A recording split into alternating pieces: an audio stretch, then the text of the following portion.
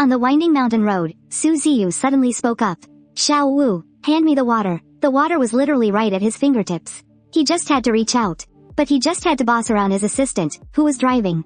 The assistant didn't dare refuse. So, keeping one hand on the wheel, he blindly reached back with his other hand to pass the water. The bottle accidentally bumped against Su Zeyu's hand. He instantly scowled, and snapped, watch where you're handing that. Xiao Wu jolted in panic. He frantically turned his head, trying to place the bottle perfectly in his boss's hand. But, the very second he looked back, another car suddenly swerved out from the bend ahead. The assistant's heart dropped. He lost control of the wheel in a split second, accompanied by deafening screams. One wheel slipped over the edge, and the entire car plunged down the nearly 100-meter cliff. Yet, in the terrifying fraction of a second before the car smashed into the mountain wall, a blinding blue light erupted, instantly wrapping around the entire vehicle. The couple in the oncoming car witnessed the whole thing. Terrified, they slammed on their brakes, staring in absolute shock at the glowing light. What on earth is that? By the time the Su family regained their senses, the car had already crashed into the bottom of the ravine. But bizarrely, the car was barely even crushed, and all four of them were actually still alive. Trembling violently, they crawled out of the wreckage. Su Zeyu's arms and legs were completely battered.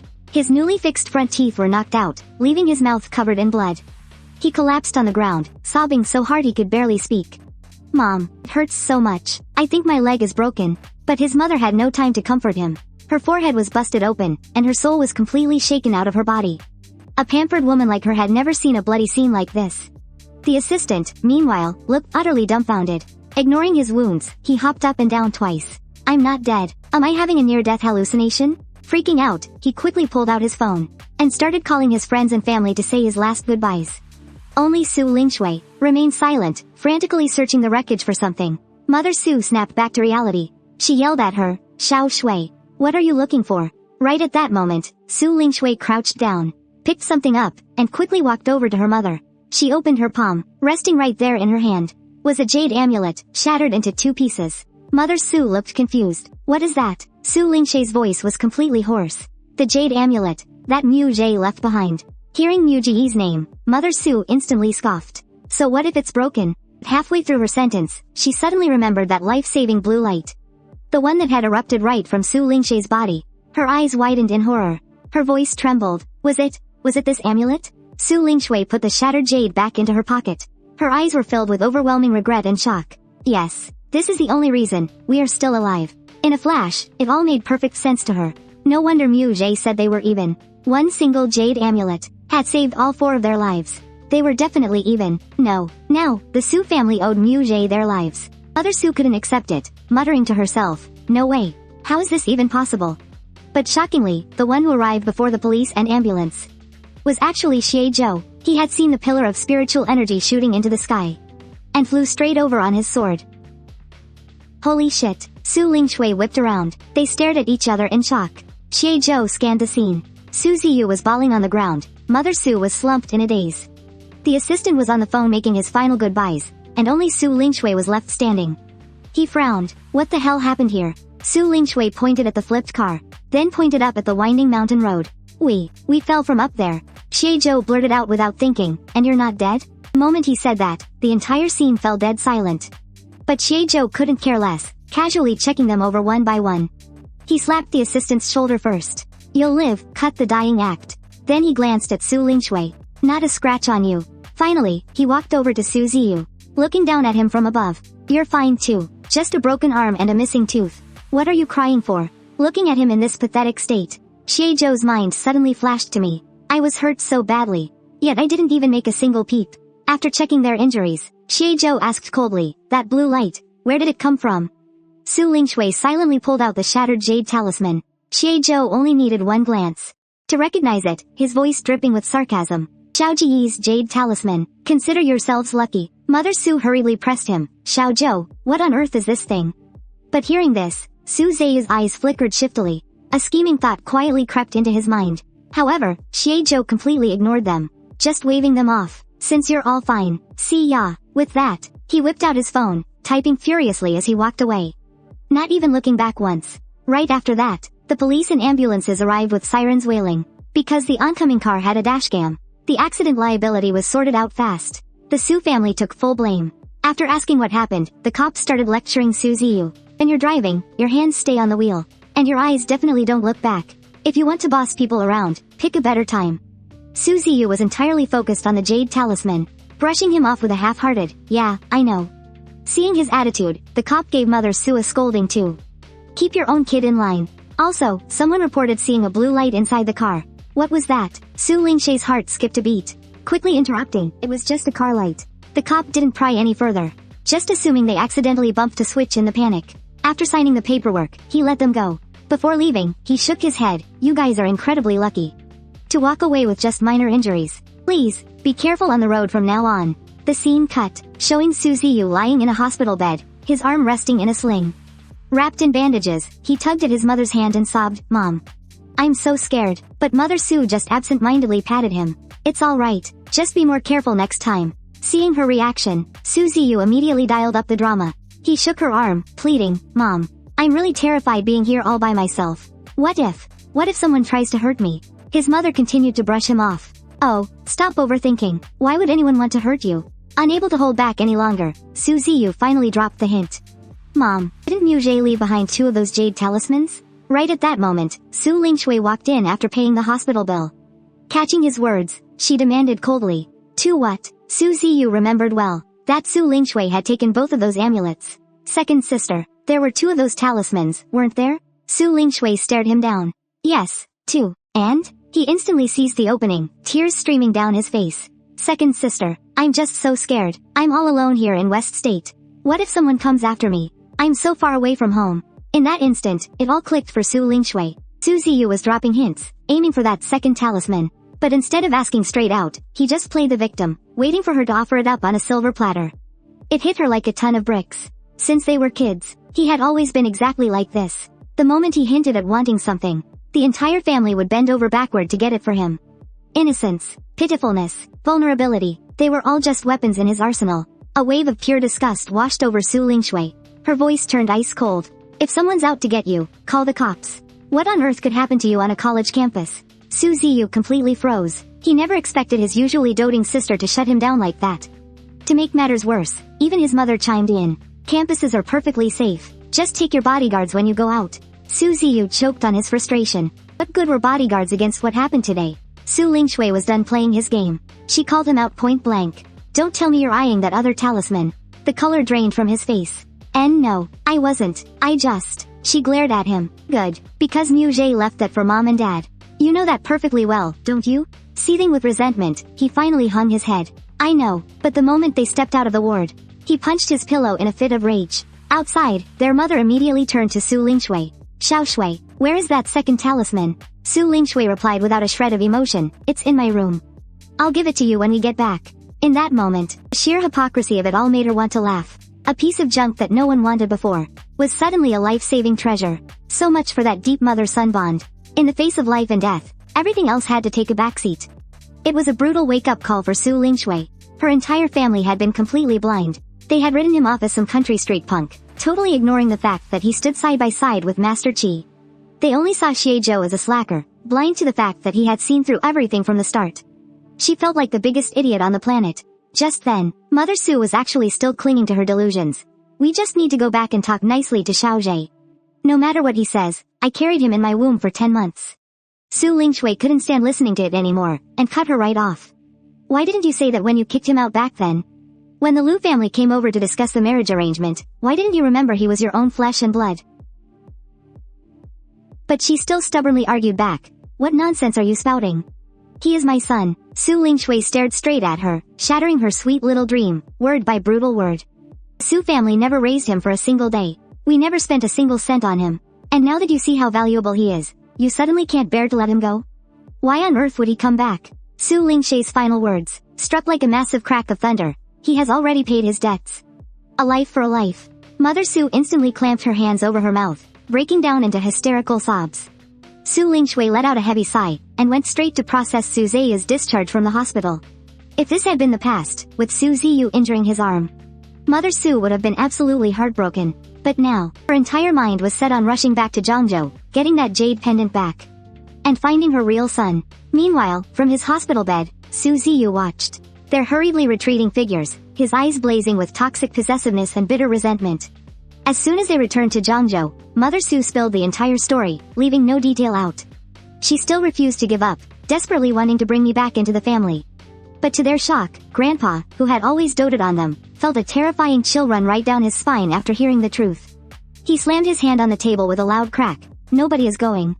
From this day forward, absolutely no one is allowed to bother him. Father Su still wasn't willing to let it go. He barely opened his mouth to argue, when Grandpa suddenly grabbed a teacup and smashed it violently right against his head. No buts. Are you trying to get the entire Su family killed? Because of the Su family's massive tax evasion scandal, both Old Master Su and Father Su had been officially summoned. They were kept waiting for instructions from the tax authorities for hours, and finally, by the strict letter of the law, were forced to pay an astronomical bail. They even had to cough up 10 times the original amount in fines just to barely smooth things over. This massive blow caused the Su family's stock prices to absolutely nosedive, and several major projects went completely down the drain. It was at this moment that Old Master Su finally realized the terrifying truth. I really was the one who had wiped out the Huo family. The Huo family was leaps and bounds more powerful than the Su family, yet they had collapsed without making even a single sound. Crushing the Su family now would be as easy as stepping on a bug. I had used a single jade pendant to completely sever all of my ties with the Su family, but what I hadn't expected was that this jade pendant, which I had so casually tossed aside, would actually become the explosive fuse that tore the Su family apart. Old Master Su was at least somewhat rational. Just thinking about the horrific fate of the Huo family sent a terrifying chill straight down his spine, and he immediately issued an absolute, final order. From this day on, absolutely no one is allowed to go near Muzhe. All company matters will be taken over by Ling Yue from now on. You two, pack your bags and come live at the old estate with me. And if any of you dare to go looking for Muzhe behind my back, you can pack up and get the hell out of the Su family. Su Ling Yue was totally practical about it, instantly agreeing. Don't worry, Grandpa. Because she knew perfectly well how hopelessly clueless these parents of hers were. With the Su family in total turmoil, the local wealthy elites were having an absolute field day watching the drama unfold. And among them all, the Xie family was the happiest. Or more specifically, Xie Zhou was the absolute happiest. Every single day, he'd have his parents recount the gossip to him, eagerly following along like it was a primetime soap opera. As for that jade pendant I had left behind, it was first snatched up by Father Su, taking it right out of Mother Su's hands. Father Su was already scheming, planning to use the pendant to track me down, and force me to come back. Once Grandpa Su found out about it, he just went ahead and snatched the jade talisman for himself. Back at the old mansion, my parents were fighting over me every single day. They were both drowning in regret for kicking me out. Su Ling Yue was up to her neck taking over the family business, desperately trying to clean up the mess left behind. She didn't have time for their drama, so she just packed up and moved out of the Su estate. Su Lingshui tried playing peacemaker a few times, but she got sick of it too. So, she stopped visiting entirely. And Grandpa Su? He got so fed up with all their constant bickering that he shipped them off to the Dongzhou branch, and even hired a few guys to keep a close eye on them. Just like that, the great Su family started completely falling apart. Meanwhile, Su Zeyu's easy ride had officially hit a brick wall. His driver, Xiao Wu, was called back, and every single one of his credit cards was frozen solid. He tried calling his dad, but the moment the old man remembered how he'd lost a real treasure like me because of him, he got so furious he just hung up. With nowhere else to turn, Zeyu had to go begging to his mom. But she just told him to go ask Su Ling Yue for cash. And Ling Yue? She just had her assistant give him a monthly allowance. The exact same living expenses as a regular, broke college student. That tiny bit of cash wasn't even enough to cover what he used to blow in a single day. He was absolutely seething, so he went running back to his mom, crying and playing the victim. And of course, her heart bled for him. She immediately called Ling Yue and started scolding her. How could you treat Zeyu like this? He is your little brother. But what she didn't know was that Ling Yue was already stressed out of her mind with the company. That sparked her fury in a split second. She practically roared into the phone. He's not even blood. You don't even give a damn about your own flesh and blood. But you care so much about this fake? After dropping that bomb, she just slammed the phone down. And right after that, she ordered her assistant to take Zeyu's allowance and slash it by another half. Her mom, completely stung by the brutal truth, was so pissed she couldn't even speak. Meanwhile, Zeyu, who was still waiting around for his cash, couldn't get through to anyone. He was so furious, he hurled his phone at the wall and completely smashed it. But then, he realized he didn't even have the money for a new one. So, he pathetically had to piece the shattered screen back together just to use it. While the Su family was busy tearing each other apart, over at the special bureau, things were actually moving forward. The spirit detector, a device that could test power levels, was finally finished. Right then, Tang Xuan led the researchers straight over to the training grounds. holding a shiny new gadget in his hands. It was pretty obvious he was here to grab some lab rats for data testing. Out on the field, Ning, Yanshu and Xuan were locked in a fierce, dead heat battle. They were both using the Azure Cloud swordplay, knowing each other's move like the back of their own hands. But man, when they swung, every single strike was lethal. They weren't holding back for teammate bonding, that's for sure. Tang Xuan stood on the sidelines watching for a bit, until Lin Quan jogged over. Looking totally confused, Yanshu is a god-tier sniper. Why the hell is he so obsessed with that sword lately? It was true, from barely being able to hold the hilt without shaking at first, to actually holding his own against Xuan now. His progress was absolutely insane. Tang Xuan, on the other hand, was totally chill. He just replied, Xiao Zhe knows exactly what they're doing. Hearing that, Lin Quan immediately took his chance. Hey, I've mastered the first level of the moon-gazing palm. Come on, give me some pointers too, will ya? Everyone else gets a sparring partner. I'm the only one stuck practicing all by myself. Tonight works perfectly for me. Tang Xuan agreed without a second thought. After all, he was one of their own, so he had to look out for him. Just then, the two guys on the field finally lowered their weapons. Tang Xuan immediately waved them over. Freshly baked spirit detector. Who wants to be my first lab rat? Me. Lin Quan was, as always, the most hyped one in the room. Rushing forward in a single step, the researcher urged, just put your hand right up here. Inject your spiritual energy. Just a tiny sliver will do. The screen flickered, popping up a number. Level 2. Lin Quan blinked in surprise. Huh? Right after that, Ning Yanshu stepped up. The moment his palm touched it. Level 3. Lin Quan's eyes practically bugged out of his head. Whoa, this result was exactly what Tang Xuan expected. After all, Ning Yanshu's raw talent spoke for itself. Absolutely top tier. Xuan frowned, asking, how exactly are these levels calculated? The researcher hurriedly explained, we took the average of all the field agents, excluding the bureau chief of section 17. That baseline is set at level 3. Anyone below that is averaged out into levels 1 and 2. But anyone above that baseline rose exponentially. Double the average is level 4. 4 times the average is level 5, and so on. Hearing this, Xuan casually slapped his hand onto the machine. The screen instantly erupted in a blinding flash. Level 8. That was a staggering 32 times the baseline of level 3. Lin Quan sucked in a sharp breath. Tang Xuan shot him a sidelong glance. Are you trying to change careers and become a voice actor? Lin Quan's mouth snapped shut instantly. Tang Xuan nodded at Xuan in approval. Not bad at all. By his own estimations, the various bureau chiefs maxed out somewhere between levels 7 and 9. Ning Yanshu, however, couldn't hold back his complaints. Are we seriously just calling them 1, 2, 3, 4? That doesn't sound like mystical cultivation at all. The rest of the group nodded in eager agreement. It really was painfully tacky. The pen in Tang Xuan's hand twirled rapidly through his fingers. He had actually prepared a set of names long ago. For levels 1 and 2. Hidden Origin, Piercing Insight, Flickering Light, Dawning Sun. Jade Balance, Celestial Authority, Celestial Pearl, Celestial Vault, Celestial Pivot, and Celestial Anthem. Right at that moment, I happened to walk up to them. Just in time to catch those last 2 words. What was that? Tang Xuan didn't seem to mind the interruption at all. I lowered my gaze, my tone leaving zero room for argument. That last one, change it. Tang Xuan's pen suddenly froze. He crossed the word out on his document, looking up in confusion. Why, Celestial Anthem surrounded by stars. The symbolism is great. Plus, it even shares a word with your name. Just change it. I didn't bother explaining, just stubbornly repeating my demand. Tang Xuan threw his hands up in defeat, forced to compromise. Alright, fine. Then you come up with one. The guys racked their brains to figure these out, you know. I completely ignored his bait, turning instead to my teammates. Xuan, Yanshu, you guys think of something. Ning Yanshu pondered for a second before his eyes lit up. Well, since we're naming them after the stars, how about we call the final one, the Celestial River? What do you think? The Celestial River it is. Tang Xuan jotted it down, sealing the decision. With the name settled, Lin Quan's inner gossip started itching again. He snatched up the spiritual energy tester and shoved it toward me. So, what level is Chief Mu? The researcher opened his mouth but stopped, clearly torn between stopping us and wanting to test the absolute limits of his machine. In the end, he just stared at me with wide, pleading eyes. Chief Mu, just a tiny bit, please. Seriously, just the tiniest drop is fine. Doing as he asked, I extended my hand. I pulsed a sliver of spiritual energy forward. But the absolute second my energy made contact with the machine. Boom, the tester blew up into a million pieces. The entire room turned to stone in shock. Thank God my reflexes were sharp. The moment it detonated, I instantly threw up a protective barrier.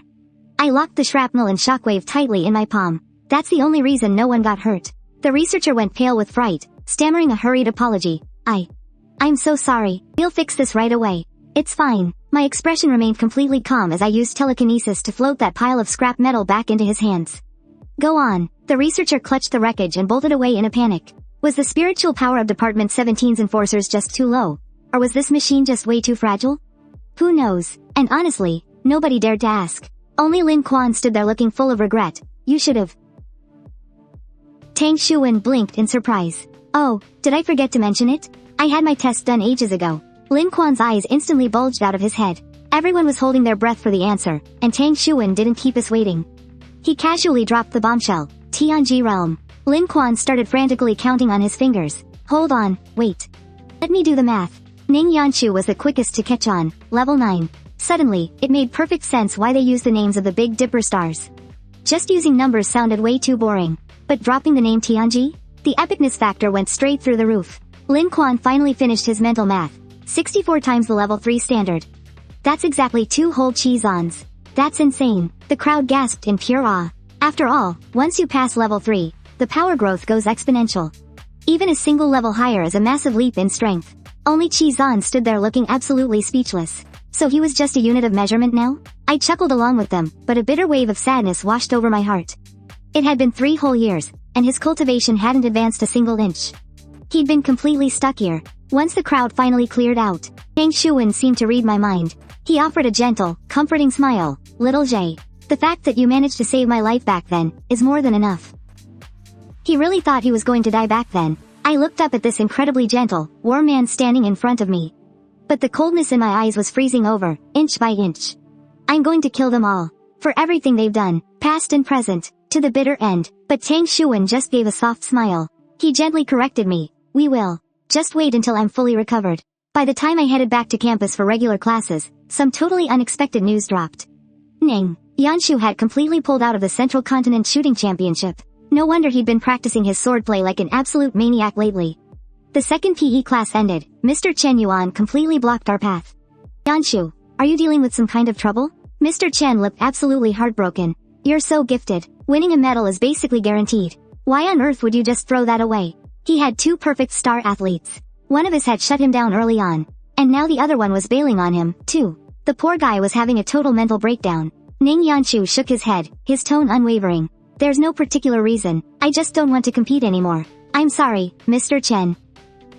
Left with no choice, Mr. Chen turned his final, desperate gaze toward me. Muje, have you reconsidered at all? I gave him a very polite smile, before brutally crushing his hopes. Nope. Mr. Chen took a massive breath, finally forced to pull out his trump card. Fine. We can table the competition talk until the end of November. But there's something else you two need to hear. Right after exams next month, the Academy is hosting a live-action outdoor survival tournament. A campus-wide battle royale. Opportunities like this are incredibly rare. I've already locked in your spots. Are you in or out? This is a brutal fight for spots based on performance. You snooze, you lose. Ning Yanshu instinctively turned to look at me, his lips parting slightly. Mew. But a second later, he swallowed the words right back down. He couldn't hide under my wing forever. He needed to make his own calls. I'll do it. Hearing his firm response, I finally spoke up slowly. Alright, you're in. I'll sign you both up, then. Chen Yuan walked off, looking completely satisfied. Before leaving, he kept looking back every few steps to remind us about the shooting competition. Watching the teacher walk away, Ning Yanshu suddenly spoke up. I actually thought you were going to ask me. I looked at him, my tone perfectly calm. You have the right to make your own decisions. As long as it's not some world-ending disaster. I absolutely won't interfere, Yanshu. Just remember what you promised me. Ning Yanshu's lips curled up. A confident smile on his face. Don't worry about it, Captain. Right at that moment, Meng Hanyu came running over, completely out of breath. This rich kid had already figured out our class schedule. I ignored his messages a few days ago, so now he just came straight to the gym to stake us out. The second he saw us, he blurted out anxiously, let me tell you, I was almost jumped and beaten to death. Turns out, a few days ago in some alley. The attackers ended up getting absolutely wrecked by his bodyguards instead. Meng Hanyu caught his breath, his expression suddenly turning dead serious. We dragged them to the police station for questioning, and those 2 idiots finally confessed. They were hired by 2 guys from our school, but I don't even freaking know them. Their original plan wasn't just to ambush me. They said, they were planning to jump you too as well. But those guys could never catch you off guard. And the reason is absolutely ridiculous. They came after us because we supposedly made Xie Zhaozhao cry during the sports meet. Meng Hanyu let out an angry laugh as he finished. Are these two mentally ill? That was literally 2 weeks ago. Besides, it's not like I hit Xie Zhao Zhao to make her cry. And you two didn't even say a single word to her. Why the hell is this being pinned on us? Where did these brain-dead simps even come from? Looking at his furious, exasperated face, I finally understood what it meant to be a magnet for drama. You cross that fragile little princess, and a whole swarm of her so-called white knights will volunteer to dish out some twisted vigilante justice. Ning Yanshu looked utterly speechless too. Why, were you even hanging around Xie Zhao Zhao in the first place? Exactly, that sudden chime of agreement startled the hell out of Meng Hanyu. Chen Yao had appeared behind us at some point. Meng Hanyu jumped defensively, feeling utterly wronged. She was the one clinging to me, okay? I just came to look for Mu Zhe, and ended up getting stuck with that giant leech. I even used some harsh words later on. I'm staying far, far away from her from now on. While they were bickering, I pulled out my phone and shot a text to Tang Xuan. Attempted assault like this wouldn't keep them locked up for more than a few days. But since they dared to target me, I was going to make sure they stayed in there a bit longer. I was in a terrible mood lately, and had zero patience to play house with these scumbags. As for that Xie Zhao Zhao, if she joined the special bureau, would she turn the whole place upside down? Whatever, I'll just put it in my report later and let the bureau suffer the headache.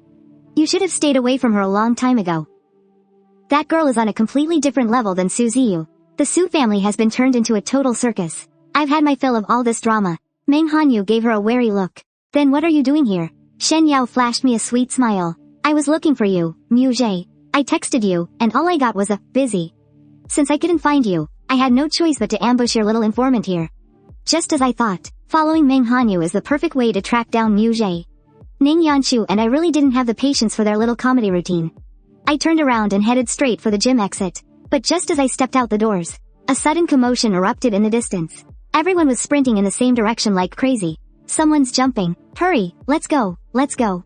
It's at Admin Building 1. Someone's jumping off the roof. My gaze sharpened, and I instantly projected my spiritual sense. The image in my mind was crystal clear. A girl was standing right on the edge of the roof, teetering dangerously. Ning Yanshu whipped his head around to look at me. In that split second, he had felt that familiar, chilling sensation of being watched. I'll head over first. Before the words even left my mouth, my body shimmered faintly in the air. The very next second, I vanished into thin air. Ning Yanshu was utterly dumbfounded. Meng Hanyu rubbed his eyes, looking completely lost. Where'd he go? Shen Yao even pinched herself. Ah, I'm not dreaming. No matter how shocked they were, I was already long gone. Snapping back to reality, Ning Yanshu bolted toward the admin building. Meng Hanyu and Shen Yao hurriedly followed. Students by the road were still making sarcastic remarks. Why are they running so fast? Rushing to your next life just to catch the drama? Ning Yanshu was burning with anxiety. Someone's even faster. That freak is already there. By the time they arrived at the building, completely out of breath, the scene was already packed tight with people. Did anyone call the cops? Yes, we already called. Then why aren't they here yet? I don't think she can hold on much longer. Why isn't anyone up there pulling her back? Ning Yanshu and Meng Hanyu suddenly threw their heads back and looked up. That single glance nearly scared their souls right out of their bodies. They saw two people dangling against the exterior wall of the building, swaying wildly, looking like they could fall at any second. And the rescuer hanging in mid-air was none other than me, who had just vanished into thin air. Ning Yanshu shoved through the crowd like a madman, and made a beeline for the elevators. Meng Hanyu squeezed his way in, the very last second before the doors shut. Just as their elevator started going up, two more people strolled leisurely into the lobby. Why are we going up there? The guy scratched his head, looking completely puzzled. The other guy, Cheng Ren, casually hit the elevator button next to them, just to take a look, even though he didn't want to expose his powers. He couldn't just stand by and watch someone die. The elevator doors slowly slid shut. A silent game of chess had only just begun, while Cheng Ren was still struggling with how to save the girl without exposing his abilities. Shen Yao stood in the crowd below, staring up. She was in an absolute daze. That shadow suspended high in the sky. Was that really Mu Zhe? The elevators didn't go all the way to the roof. Ning Yanshu and Meng Hanyu frantically sprinted up the last 2 flights of stairs. The moment they burst onto the rooftop, the sight before them scared them half to death. The air was filled with panicked screams. Hold on. You've got to hold on. Where's the rope? Why isn't rescue here yet? The two of them rushed to the edge and looked down. Their hearts almost stopped, suspended 70 meters in the air, over 10 stories up. My left hand was locked in a death grip on the edge of the building, all while my right hand had to hold onto a girl who was dead set on ending her life. The ledge was only half a meter wide, and sat a bit lower than the railing. One wrong move, and we'd both be smashed to pieces. The screams from the crowd below echoed one after another. The teachers up on the roof were terrified, their legs turning to jelly. One teacher gritted his teeth, ready to climb over the railing. It's been minutes. What if they lose their grip? Don't go over there. Ning Yanshu grabbed her tight, pulling her back. It's too dangerous. You'll just get in the way and make things worse. If another person came down here, I really wouldn't be able to hide my cultivation anymore. Besides, in a spot like that, adding another person would only increase the chances of getting us all killed. Ning Yanshu locked his eyes on me. Since we just had gym class, I was wearing loose clothing. Hanging there like that, gravity pulled my sleeve down, and in the very next second, the scar on my left arm was completely exposed to the air. 3 inches long, slashing right across my forearm. Ning Yanshu's gaze instantly turned ice cold. Sensing something was wrong, Meng Hanyu asked, "What is it? Is Muje okay?" "She's fine." He said that, but when Meng Hanyu followed his gaze and saw that scar, even he couldn't help but gasp. Such a deep scar. How much must that have hurt? It looks like it went straight to the bone. Hold on, just hang in there, the rope is on its way. Even hearing this, and even while supporting the dead weight of 2 people, my breathing remained completely steady. I just quietly looked down at the girl, who was crying her eyes out. You only have hope if you're alive. Once you're dead, everything is gone. Through blurred, teary eyes, the girl looked up at me in absolute despair. Just let me go. Let go of me, or else you're going to fall too. As she spoke, she actually reached up, trying to pry my fingers open. I didn't budge an inch. My hand locked around her arm like an iron vice. I won't fall. Get up here first. But right at that moment, a drop of freezing rain smacked against the back of my hand. I looked up. Out of absolutely nowhere, the sky opened up and started pouring. What little patience I had left was completely gone. If talking wasn't going to work, then she couldn't blame me for doing this the hard way. I had wasted enough time trying to talk sense into her. With a sudden burst of power from my left arm, I pulled my entire body up onto that narrow, half-a-meter ledge. Without missing a beat, I hoisted the girl up with one hand. In one fluid motion, I scooped her up horizontally and tossed her right over the railing. Ning Yanshu caught her instantly. Then, planting one hand down, I casually vaulted my way back onto the rooftop. The entire sequence was completely effortless. In less than 30 seconds, both of us were standing safely on the roof. The sudden downpour drenched everyone, but the teachers and school administrators didn't even care about taking cover. Their jaws were practically on the floor. Wasn't this student just a little too freakishly strong? First, a 100-meter dead sprint to catch the jumper. Then, hanging off a ledge by one arm for minutes on end. And to top it all off, hauling another person straight up with pure upper body strength. How the hell is a normal college student supposed to be able to do that? Right at that moment, Cheng Ren finally made it up to the roof. Seeing that the girl was already safe and the teachers were crowding around, he figured he had made the trip for nothing, turned on his heel, and casually walked away. I shot a cold glance at his retreating back. From the very beginning, my spiritual sense had completely enveloped the entire building. Every single move Cheng Cha made after walking in was entirely under my watch. After all that messing around, we didn't get the rope, but we sure got the principal instead. Watching Principal Zhang running over, totally out of breath, I nudged the girl forward. Whatever you have to say, tell it to the principal. Turning my gaze to Principal Zhang, who had just rushed over, I spoke with a flat tone, treating him like a subordinate. She's safe now. I'll leave the rest to you guys. The teachers around us instantly froze like statues. Their eyes were practically bugging out of their heads. Was this student out of their damn mind? How dare they talk to the principal like that? The sheer arrogance of it. But to everyone's shock, Principal Zhang wasn't even mad. Instead, he nodded with a pleasant smile and promised, "Don't you worry." The teachers were left absolutely reeling. Just who the hell was this VIP? Couldn't care less about the dramatic sobbing behind me. I turned and walked away with Ning Yanshu and Meng Hanyu. As we walked, I dialed a number. "Shen Yao, go wait for me at Administration Building 1. Right after that, I called Tang Shu Wen. My tone left absolutely no room for argument. "Brother Shu Wen, wipe all the security footage from the Zhangzhou University gym and the roof of Administration Building 1. Every last second of it. If anyone thinks they can dig into my background, they've got another thing coming." Meng Hanyu looked down, texting his bodyguards for an umbrella, but his eyes were completely glued to my bare arm. He was dying to ask about it, but he just didn't have the guts. He ended up shooting a desperate look at Ning Yanshu for help.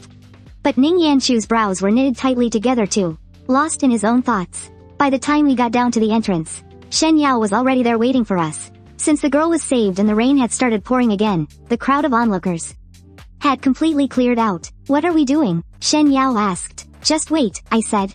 The 4 of us just stood there by the door, listening to the steady dripping of the rain. The silence between us was suffocatingly awkward. It wasn't until the bodyguards finally brought the umbrellas that the 4 of us went our separate ways. Meng Hanyu had been biting his tongue the entire way back. In the end, he still couldn't find the courage to ask.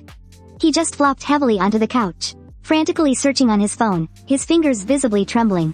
Meng Chong had just gotten back from the office. Seeing him acting like such a mess, she walked straight up and kicked him. What the hell are you doing? On any normal day, a kick like that would have had Meng Hanyu jumping up and swearing his head off.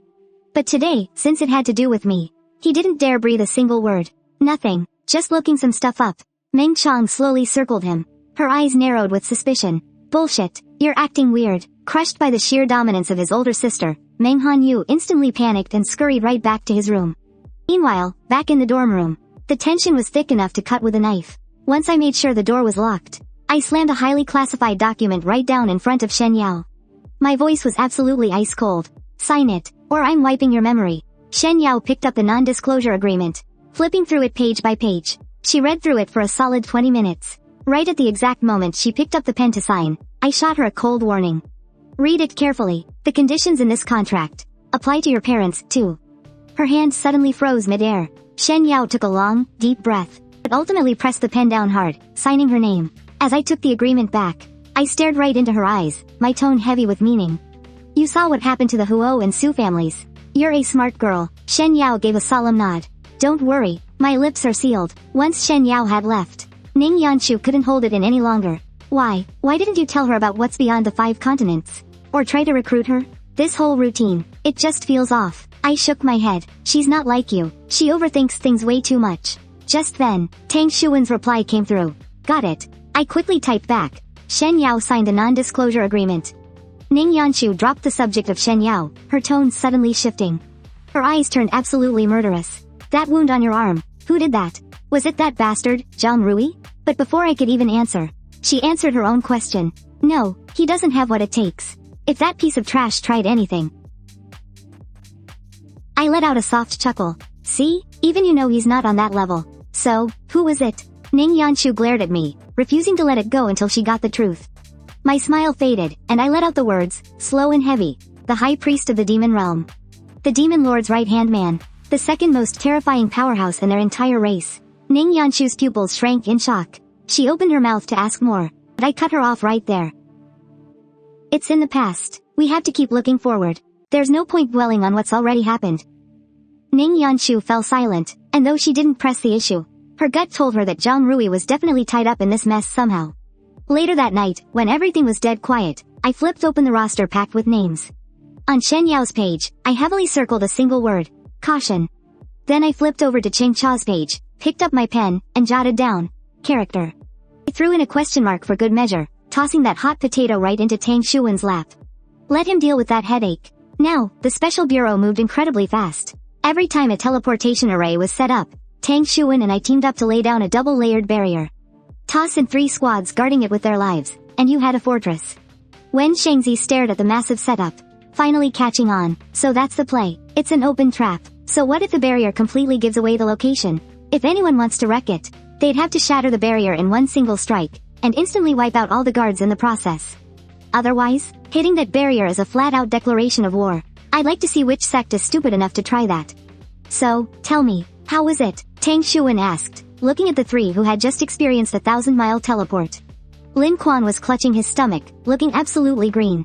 Motion sickness. I think I'm gonna puke. But Ning Yanshu's eyes were shining with adrenaline. That was awesome. I wanna go again. Chizan just stood there, completely deadpan. It was fine. Just then, Tang Xuan and I made our next move. Brilliant bursts of blue and white light shot straight up into the sky, weaving together in a blinding flash.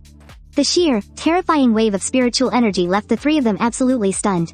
Lin Quan looked like he wanted to slap himself. Man, back then, I actually thought Tang Xuan was just some useless desk jockey. The guy's an absolute beast. Meanwhile, the upgraded spirit detectors were rolled out to the entire team. Sure, they had a big sticker saying for reference only, but come on, who is actually gonna believe that? The agents instantly lost their damn minds. The first thing they said when bumping into each other wasn't how's it going anymore. Instead, it was, what star rank are you? Higher than me? I challenge you. Oh, you're lower than me? Let's spar. Anyway, they just throw hands first and ask questions later. All the regional branches were as loud and crazy as a New Year's party. When all the data was compiled and sent to Tang Xuan, before he could even look at it, he forwarded a copy to me. I took one glance. My jaw dropped. Turns out, everyone had been secretly grinding their asses off. Aside from Zhu Chang'an, who doesn't have an ounce of spiritual power, the other 3 branch directors. We're actually all at the Xuan rank. That's a whole level higher than Tang Xuan. Ever since Ling Wei from the West Branch got absolutely wrecked by that greater demon, she's been training 18 hours a day. Like an absolute maniac. Lin Xingyan from the South Branch got triggered after seeing me slice up those souls with her own eyes. So she dumped all her paperwork on her deputy and locked herself away to grind like crazy. Qin Shiyue from the East Branch is even more hardcore. She has literally never slacked off. Looking further down the list, Xu Xingli from Division 1 and Lu Jun from Division 2 were at the Tianji rank. The rest were mostly hovering around Tianchuan. You know, your standard bell curve. But man, those directors are something else. I had barely finished reading the stats when Lin Xingyan blew up my phone. Xiao Zhe, what's your rank? I just told her the truth. Couldn't be measured. Bye, beep. She hung up instantly. No brainer. She definitely went straight back to training. Before I could even sigh about it, Qin Shiyue called right after. I beat her to the punch. Couldn't be measured. Qin Shiyue choked for a second. You don't have to rub it in. She had seen the footage of the battle at Mount Yunwu, so she already guessed the machine wouldn't be able to read my limits. Then what do you want? Lin Xingyan and Ling Wei. What are their ranks? Oh, boy, the competition is officially on. I found it hilarious, but kept my voice totally deadpan. Same as you. Qin Shiyue went dead silent for 2 seconds. Understood. Thanks, Xiao Zhe. Judging by that tone, there is absolutely no way she's sleeping tonight without putting in an extra 2 hours of training. I stared at my phone, quietly waiting for the next notification to pop. Tang Xuan showed up at my door. The training program is ready. Have Chizan come with me to be my guinea pig. I didn't even look up. Just waving him off. Go ask him yourself. 10 minutes after Tang Xuan walked out, my phone buzzed. I was just about to put it in my pocket when the screen lit up. A message from Ling Wei in the West Branch. I don't even want to know how many times she typed and retyped this paragraph. It absolutely reeked of nervous caution. Hello, Chief Mew. So sorry to bother you. I was just hoping to check on everyone else's stats. If it's not too much trouble, and if I may be so bold, what rank are you? This poor girl. Social anxiety, confirmed. If she just wanted the other stats, she would have gone straight to Tang Xuan. No, she wanted to scope out my power level too. So, for the sake of being polite, she bit the bullet and messaged me directly. My fingers flew across the screen. Couldn't be measured. The other 2 directors are the exact same rank as you. The division heads are hovering between the Yuhang and Tianji ranks. You're welcome, she replied in a literal second. Copy that. Thanks, Chief Mew. I didn't reply after that. I could even picture Ling Wei breathing a huge sigh of relief on the other end. As far as she's concerned, me not replying is the greatest blessing. My days went back to the usual daily grind. Except for Meng Hanyu, that absolute clingy pest. Shen Yao stopped coming, but he still showed up every single day to mooch free food off us. Couldn't get rid of him if I tried. Meng Chong looked completely baffled. Did the school cafeteria suddenly get better? Not really. Meng Hanyu was just being stubborn. In reality, he just wanted to cozy up to me, his cousin. I couldn't be bothered with him and just ate in silence. In the blink of an eye, finals week was upon us. The study representative was aggressively spamming the group chat with the exam schedule, and the campus was full of zombies wandering around mumbling their textbooks. Hey, Ning Yanshu suddenly nudged me. Isn't that the class president? I followed his gaze. Liao Xingchuan was walking while buried in a book. Next to him, 2 guys were exchanging sneaky looks, purposely shoving him toward a streetlight pole. He was just about to smack right into it, and make a total fool of himself. But the very next second, the tables turned. Without even lifting his head, Liao Xingchuan shifted his body slightly, dodging the pole perfectly as if he had eyes on the top of his head. The 2 pranksters stood there looking incredibly stupid, then chased after him asking how he pulled that off. I looked away, and mentally updated Liao Xingchuan's file in my head.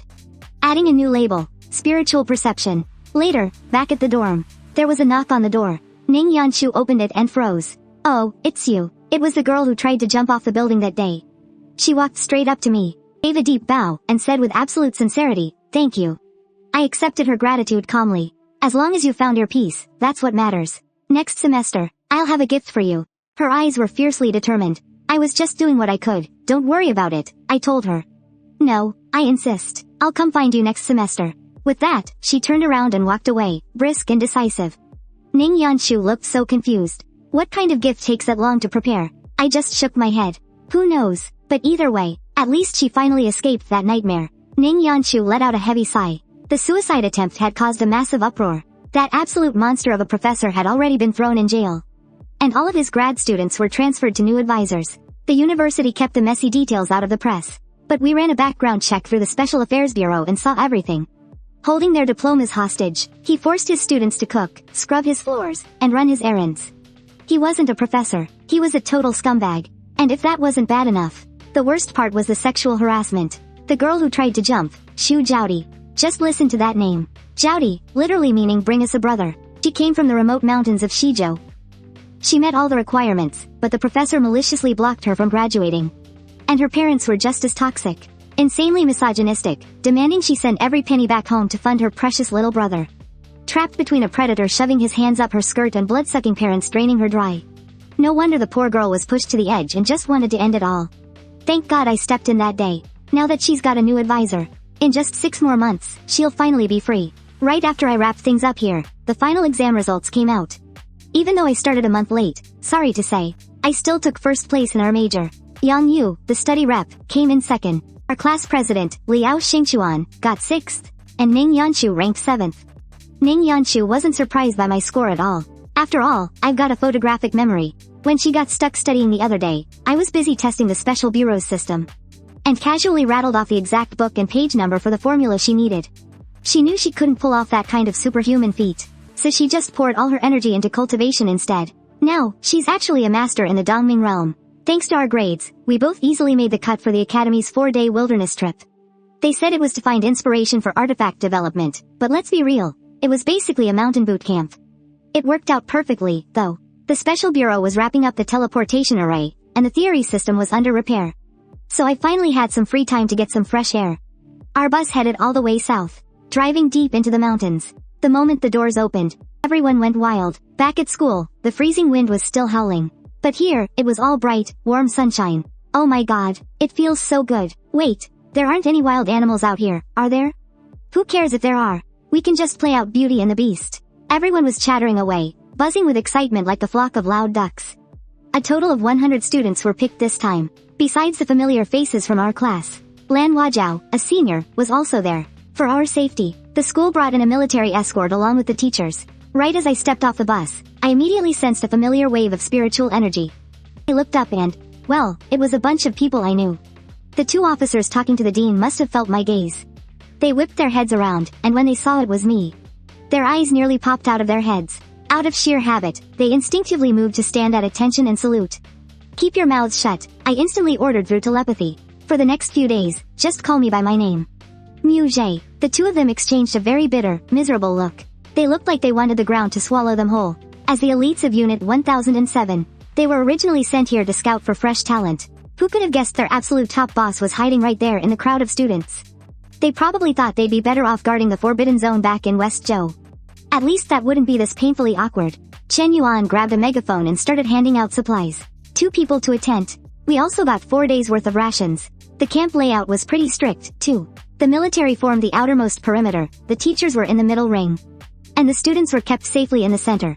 Boys and girls separated, of course. Ning Yanshu and I were super quick. We were the first to pitch our tent and dive inside. As she lay down, Ning Yanshu suddenly frowned. Why'd I feel like someone is constantly watching us? But every time I try to look, I can't find anyone.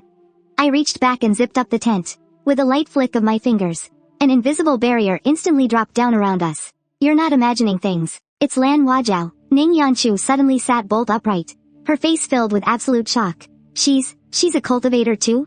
Oh, she's more than just that, I said, narrowing my eyes. I've been waiting for the right moment. And by the looks of it, that moment is finally here. Speaking of being watched, Ning Yanshu suddenly remembered something. Mu Zhe, the day that senior jumped off the building. The moment I stepped inside, I felt like someone was watching me.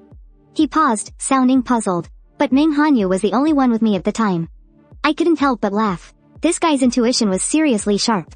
That was me, I admitted casually. I had my spiritual sense turned on. It covered the entire building. Ning Yanshu instantly leaned in close. His eyes were wide as saucers. What is that? You can think of it as a soul radar. I explained patiently. Projecting your spiritual energy only lets you sense your immediate surroundings. But once your spiritual sense is active, I can see absolutely everything within its range, crystal clear. It's higher definition than security cameras, and sees deeper than the naked eye. Ning Yanshu dropped back down next to me, totally envious. Man, when will I be able to open my sea of consciousness? His sensory range was indeed pretty limited right now. I patted him comfortingly. Don't rush it. Take your time. Right after that, I dropped a massive bombshell.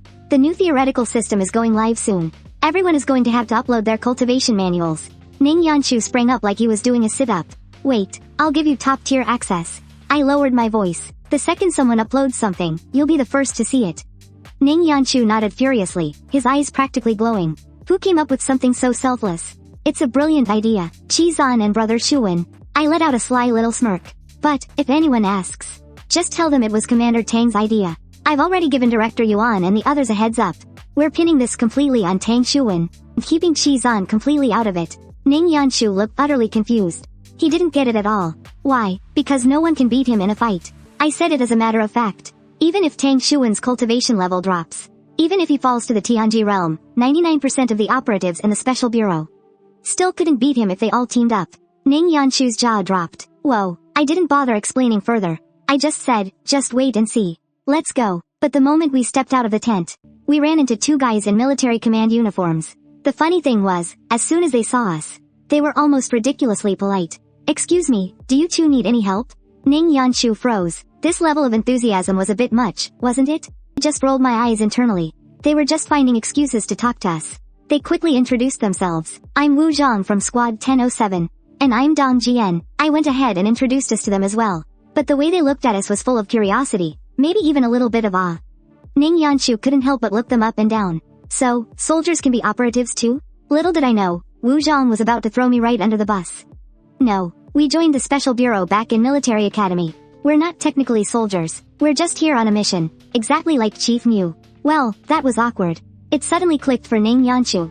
He snapped his head toward me. I was wondering why you still had to go to college. You were undercover on a mission this whole time. Wu Zhang finally realized what he'd just done. His face went pale. Oh, crap. I slipped up. Dong Jian, standing right next to him, just buried his face in his hands. His teammate was a lost cause. I didn't have the patience for this. I waved them off. Alright, just get out of here. They looked like they'd just been granted a pardon, and immediately bolted. Ning Yanshu still had not snapped out of it. Did you finish your mission? Pretty much. I replied casually, but in my head, I was thinking. Even though I only grabbed a teammate, this batch of rookies is actually pretty solid. The Bureau could definitely snatch them up early during the holidays. In the blink of an eye. The first day of the solo competition officially kicked off. The rules were simple and brutal. Everyone gets one gun. 20 paint bullets. You get hit, you are out. You have 20 minutes to hide.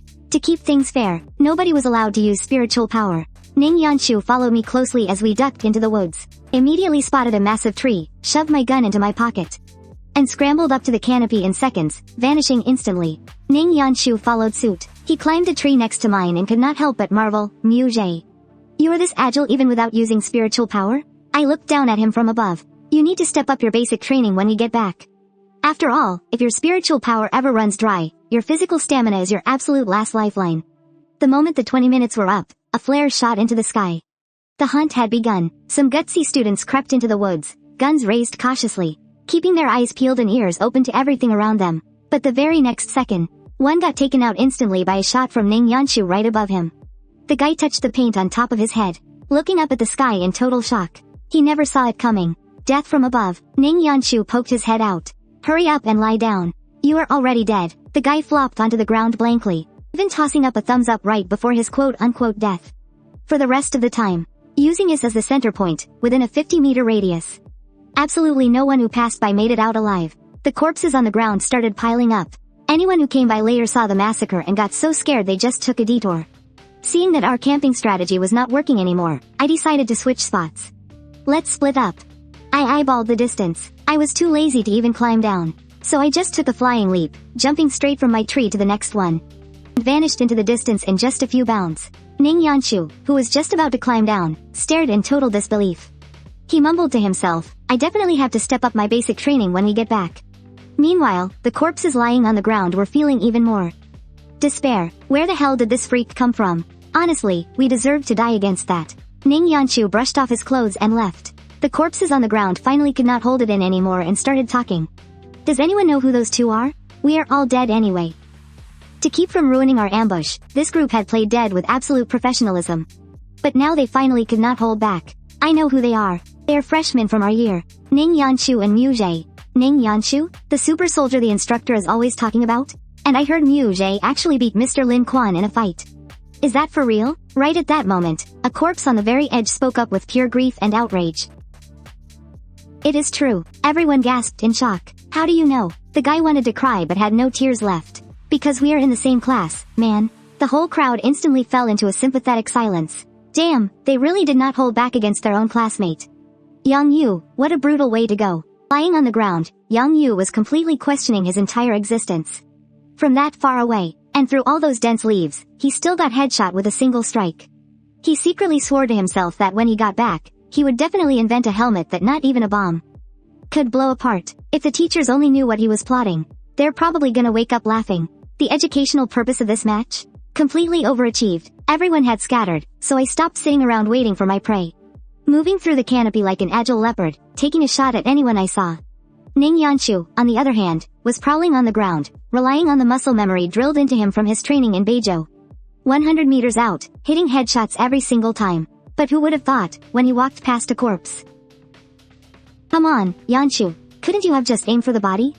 There's paint all over my glasses now. Ning Yanshu froze for a second. He looked down, and realized it was our class monitor, Liao Xingchuan. At that very moment. A hit is an elimination, so why are you so fixated on going for the head? The torso is obviously a way bigger target. He immediately apologized, sounding totally sincere. I'm so sorry, monitor. It's just a habit. I'll definitely fix it next time. Liao Xingchuan dropped his hands, his face a mix of emotions. What do you mean, it's a habit? What exactly do you do in your free time? Ning Yanshu just politely said his goodbyes. Monitor. I'm gonna head out now. You can go back to being dead.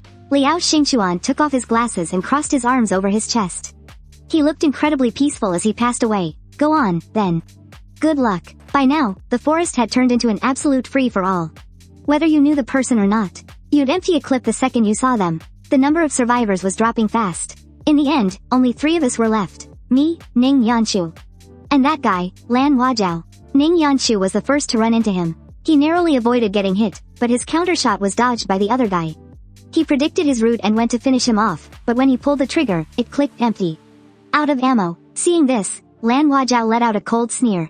He raised his gun and closed in step by step. Meanwhile, Ning Yanshu was busy calculating a retreat route so he could feed the kill to me. Right at that moment, bang, paint splattered across Lan Huajiao's chest, instantly taking him out. I took the opportunity to drop down from the tree. Ning Yanshu hurried over. Mujay. I'm out of ammo too, just shoot me. His dedication to keeping the points in the family was impressive. Sadly, I just shook the gun in my hand. I'm empty too. Ning Yanshu looked so disappointed. Well, game over then. Just then, Lan Huajiao walked over. He stared dead at me. Mujay, right? Your last name is Mu. I couldn't be bothered with this absolute nonsense. I waved to Ning Yanshu. Come on. Let's go eat. Leaving Lan Huajiao standing there all alone, watching our backs with this dark, unreadable expression. The solo match results came out. I topped the leaderboard with 20 kills, while Ning Yanshu and Lan Huajiao were right behind me with 19 each. As for our monitor, Liao Xingchuan, he snagged 10 kills, and that poor guy Yang Yu walked away with a glorious 0. Yang Yu was absolutely devastated. I'm going into isolation to invent a new defense weapon. That afternoon, we drew lots for the team match. The whole system was beautifully unfair. It was 100% based on luck. And the results were super dramatic. Ning Yanshu and I got split up, and I got stuck with Liao Xingchuan and Yang Yu on my team. While Ning Yanshu actually ended up as teammates with Lan Huajiao. After the draw, we had some free time. It was mostly just for us to get familiar with the terrain and work out our tactics. I sat inside the tent, looking over the roster first, circling a few promising recruits who actually had decent anti-reconnaissance skills. Only then did Ning Yanshu and I head into the woods, since we'd already scouted most of the area that morning. We ventured deeper into the woods, walking for a solid hour. Suddenly, the trail just ended. Right in front of us was a steep cliff. It was bottomless, completely shrouded in thick mist. Ning Yanshu peeked over the edge, frowning. Isn't this a bit too dangerous? I looked around. We did wander pretty far out. Still, it's safer to report this to the teachers. It's a competition, sure, but we can't just ignore a safety hazard like this. By the time we got back to camp, most of the students were already busy mapping out the area. Ning Yanshu went off to brief the teachers, while I headed back to my squad. But surprisingly, the teachers' reactions to the cliff were completely unexpected. One teacher just brushed it off. It's fine, isn't it? They're all college students. It's a huge cliff, it's not like they can't see it. From his perspective, the cliff was an hour's hike from camp, way outside the main activity zone. The match is only 2 hours long. Who's gonna run that far out? Only another teacher named Chen Yuan seemed worried. We really should emphasize it to them. The woods are big enough, let's just keep the competition within the trees. With 100 kids in a chaotic free-for-all, who knows what kind of accidents could happen? Dean, who had been listening to them argue, furrowed his brows. He just replied, true. Safety first. It's not like we're drafting special ops here. But when Chen Yuan asked if they should notify the students immediately, the dean just waved him off, suddenly feeling playful. We'll tell them tomorrow. It's the perfect chance to test how these kids handle things on the fly. The teachers talked it over, and happily agreed to completely throw us under the bus, since we stood out way too much during the solo rounds. By the time the team matches started, Ning, Yanshu and I made a silent pact to just play dead. Wang Jia, a junior, eagerly volunteered to be our captain, and I was more than happy to slack off. No complaints from me. On the flip side, over at Ning Yanshu's team, Lan Huajiao was elected as captain and immediately whipped up a flawless, airtight strategy. As night fell, our cell service was still going strong with full bars.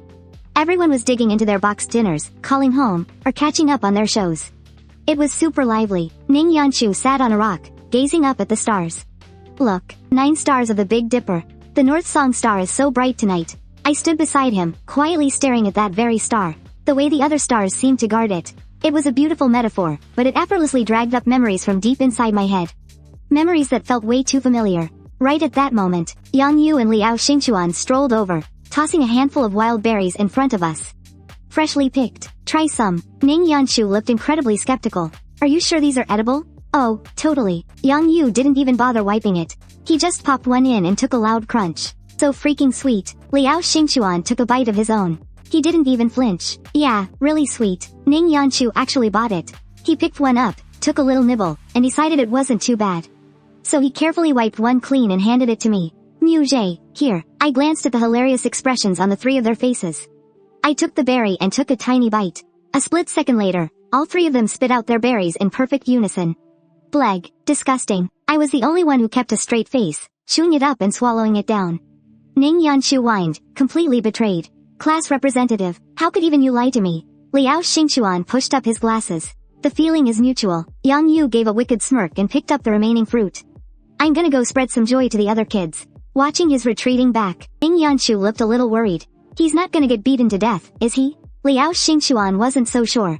Probably not. We are all educated people, after all. But before he could even finish, I took another bite of the fruit in my hand. Ning Yanshu was shocked. It's so sour, how are you still eating that? I casually waved the fruit. Mine's actually fine. It's pretty sweet. Ning Yanshu stared at the 3 spat out fruits on the ground, probably wondering if the 3 of them were just incredibly unlucky. I brought the fruit right up to his mouth. Here, take a bite. With zero guard up against me, he opened his mouth and bit down. I finally couldn't hold it in and burst out laughing. Ha ha ha, Ning Yanshu, you really just fall for the same trick. Over and over again, Liao Xingchuan was laughing his head off too. Ning Yanshu, how are you so gullible? Ning Yanshu frantically wiped his mouth. His face a picture of utter betrayal. Muje, I can't believe you tricked me too. I smiled like a saint. Oh honey, the things I've tricked you about are far too many to count. Ning Yanshu's eyes instantly went wide, looking as if his entire worldview had just shattered. Not far away, a chorus of loud, disgusted spitting sounds erupted, immediately followed by furious roars. Yang Yu, get back here. Stop running, you coward. Afraid it might escalate into a full-blown brawl, Liao Xingchuan quickly ran over to do damage control. Once he left, Ning Yanshu's gaze drifted into the distance. Lan Huajiao was staring absolute daggers at us. I really didn't feel like being gawked at like a zoo animal out in the open. So I ducked into the tent to handle some paperwork, while Ning Yanshu sat quietly to the side, meditating. In the dead of night, I suddenly broke the silence. If anything unexpected happens tomorrow, you need to keep everyone calm. Ning Yanshu didn't ask any questions, and simply replied with one word. Okay. Throughout the entire day, Lan Huajiao had been glancing at me way too often, even though we pretended not to know each other during the solo matches. Ning Yanshu had clearly picked up on something. While he didn't know exactly what was coming, he chose to trust me unconditionally. Early the next morning, the bad news dropped. The instructor suddenly announced a new rule. The competition area is strictly limited to the forest. Going up the mountain is completely banned. This drastic rug pull completely blindsided everyone. Both teams' carefully prepared high ground tactics were instantly ruined. Lan Huajiao reacted incredibly fast, and immediately started revising their plan.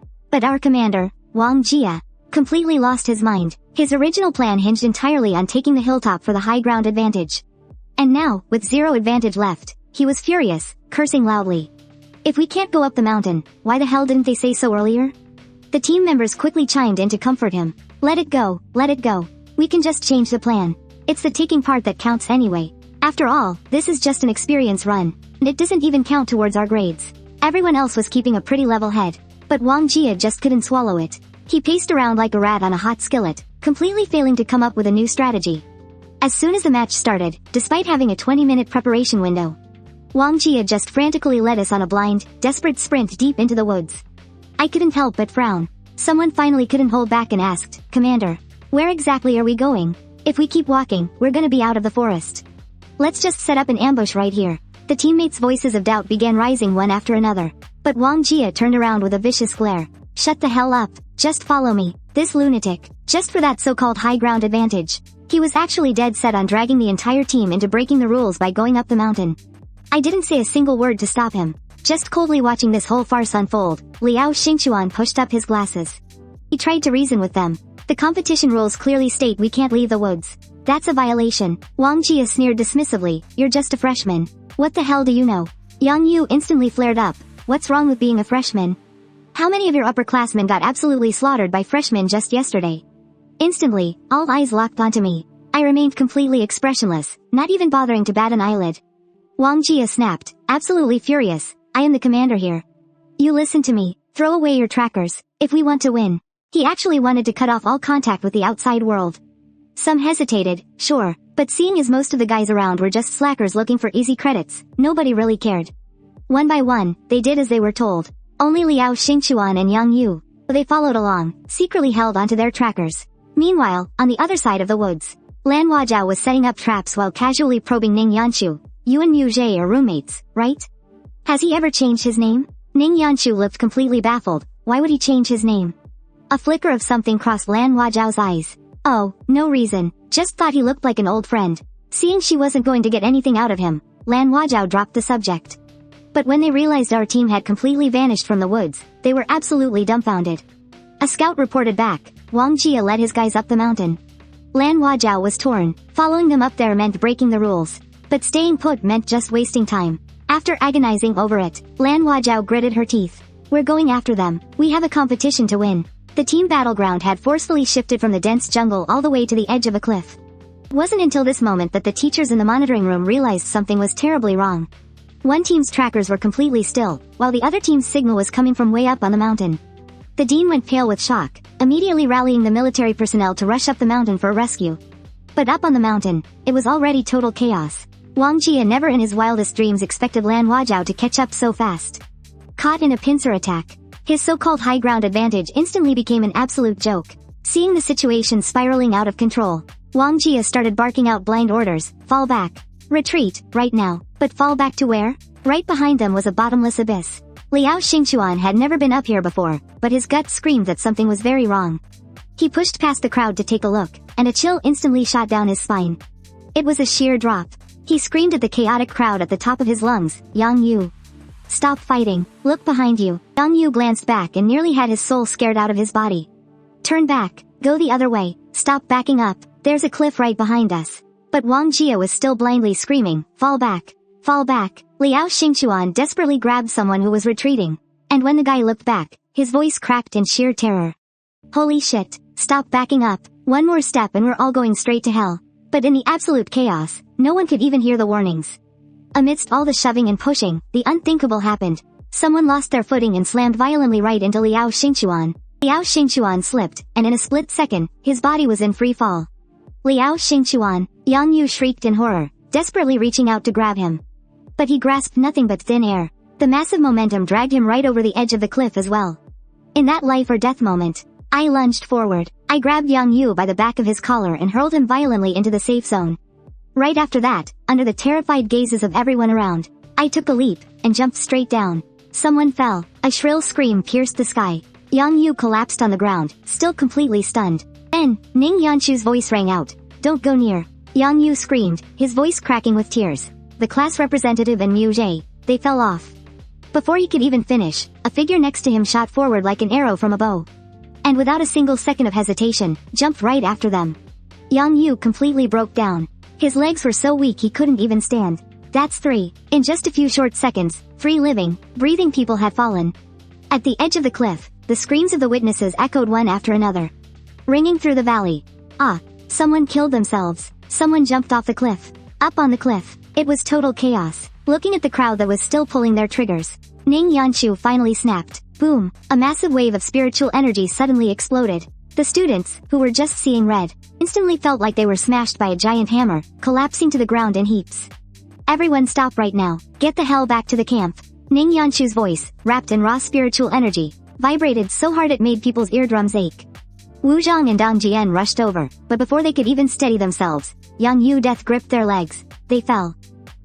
All three of them fell down. When the dean heard this, his vision went black, almost passing out on the spot. Save them, hurry. Those are my students. However, facing the completely shattered crowd, Wu Zhang was unbelievably calm. It's fine, there's a safety net down there. He set it up in advance. The dean froze. They fell from this high up, and they're fine? Wu Zhang didn't even bat an eye. Don't worry. I'm the commander. I know what I'm doing. But only Ning Yanshu knew.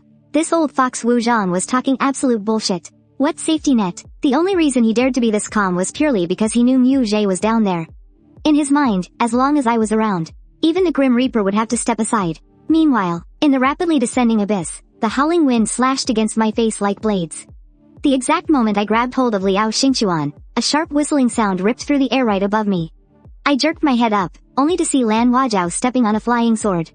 Diving down like a meteor, with one hand on each of us, she forcefully yanked me and Liao Xingquan mid-air. Before I could even make a move, Lan Huajiao stared dead into my eyes, her voice bone chillingly cold. Who exactly are you? Liao Xingquan was scared stiff. He pushed up his crooked glasses. Wait, isn't he Mu Zhe? Hearing that name, a bizarre, cold smirk crept up the corner of Lan Huajiao's mouth. The very next second, she abruptly let go. Liao Xingquan didn't even have time to react before his body plummeted back into the abyss. This psycho, just to test my true strength. She actually used a human life as a joke. My eyes turned ice cold. My wrist snapped with explosive force, shattering Lan Huajiao's grip, and I flipped backward mid-air. I dived down at breakneck speed, like a falcon zeroing in on its prey. Closer, just a split second before Liao Xingquan smashed into a pulp on the ground, I locked my iron grip around his arm. The massive impact knocked a muffled groan right out of him, but the way he looked at me, it changed. It was the raw shock of barely cheating death, mixed with the undeniable thrill of an adrenaline rush. This kid, he's totally caught in the suspension bridge effect. I kept my cool, bringing us both down to a smooth, safe landing. But the very second my feet hit the dirt, a blast of freezing sword aura surged from behind. It was aimed dead at my back, dripping with pure killing intent. Lan Huajiao had caught up. I didn't even flinch. I just spun around and met it head-on with a palm strike. Boom! The explosive force of my palm collided violently with her sword aura. The sheer impact sent Lan Huajiao stumbling 2 steps back. But to my surprise, she wasn't angry. Instead, she looked like she had just uncovered some earth-shattering secret. Pure, frantic joy washed over her face. It's you. It really is you. I just stared at her, ice in my eyes. Lan Huajiao of Fuyu Mountain. Do you have a death wish? The shock sent her stumbling back another 2 steps. But her face was still completely lit up with manic joy. It's you. It really is you. You're not dead. Just turned my back and kept walking. Liao Xingquan trailed quietly behind me, trying his absolute best to ignore his racing heart while frantically piecing things together in his head. Yun beige. I stopped dead in my tracks. Liao Xingquan shot me a glance. She was calling my name. I gave him a quick wave to back off, and he obediently moved further away. Trying to make himself totally invisible, he clearly realized he had just stumbled into something way above his pay grade. Probably wondering if he was about to get silenced for good. Meanwhile, Lan Huajiao sprinted around to block my path. She reached out, desperate to grab my arm, but I sharply sidestepped out of her reach. Her voice trembled with overwhelming emotion. Xiao Zhe, it really is you. How have you been all these years? Why didn't you ever come find us? All of us at Fuyu Mountain, and the Waisheng sect. We searched for you guys for so long. By the time our people finally got there, the barrier had already been completely reset. Qingyun Valley was sealed off entirely inside. All we could see was a massive sea of fire, and complete, absolute silence. Why did you hide your identity? Is there anyone else from Qingyun Valley still alive? They're all dead. I cut her off instantly, glaring right through her with absolute ice. I'm the only one left. Lan Huajiao panicked, her voice cracking. No, that's impossible. Your Qingyun Valley was so powerful. Your master was virtually invincible. A bitter, mocking smirk tugged at the corner of my mouth. The demons were stronger. Besides, the Qingyun boundary compasses were all being hoarded by your Fuyu Mountain, and the Waisheng sect. Though honestly, with how horrific things were back then, even having the compasses wouldn't have saved us. I completely ignored the way all the color instantly drained from her face, letting my venomous sarcasm drip. Or did you guys just decide that our 3 sects combined couldn't win anyway, and that's why you left us to die? Stop lying to yourselves now. It's pathetic. Lan Huajiao shook her head frantically. the memories of that bloody tragedy welling up as her eyes rapidly filled with tears. No, she choked out, her voice utterly shattered. We really went for you. By the time we got your SOS, we were completely ambushed by the demons. We had to burn out the boundary compasses just to hold them back. By the time we rushed back with the Azure Cloud boundary compass, it was too late. The Weisheng sect was too late, too. I closed my eyes, forcing the emotions down, and only opened them a few seconds later. My voice remained ice cold. You said it yourself. It's already too late. Everyone is dead. Azure Cloud Valley is gone. Lan Huajiao tried to rush forward and hug me, but I stepped aside and dodged her. Little Jay, please, come home with me. Her voice was practically trembling in the dust. My parents, the seniors, everyone misses you so much. In that fleeting moment, my memories blurred and overlapped. Back then, I was still Yun Beige, crowned the young master of the valley at just 12 years old.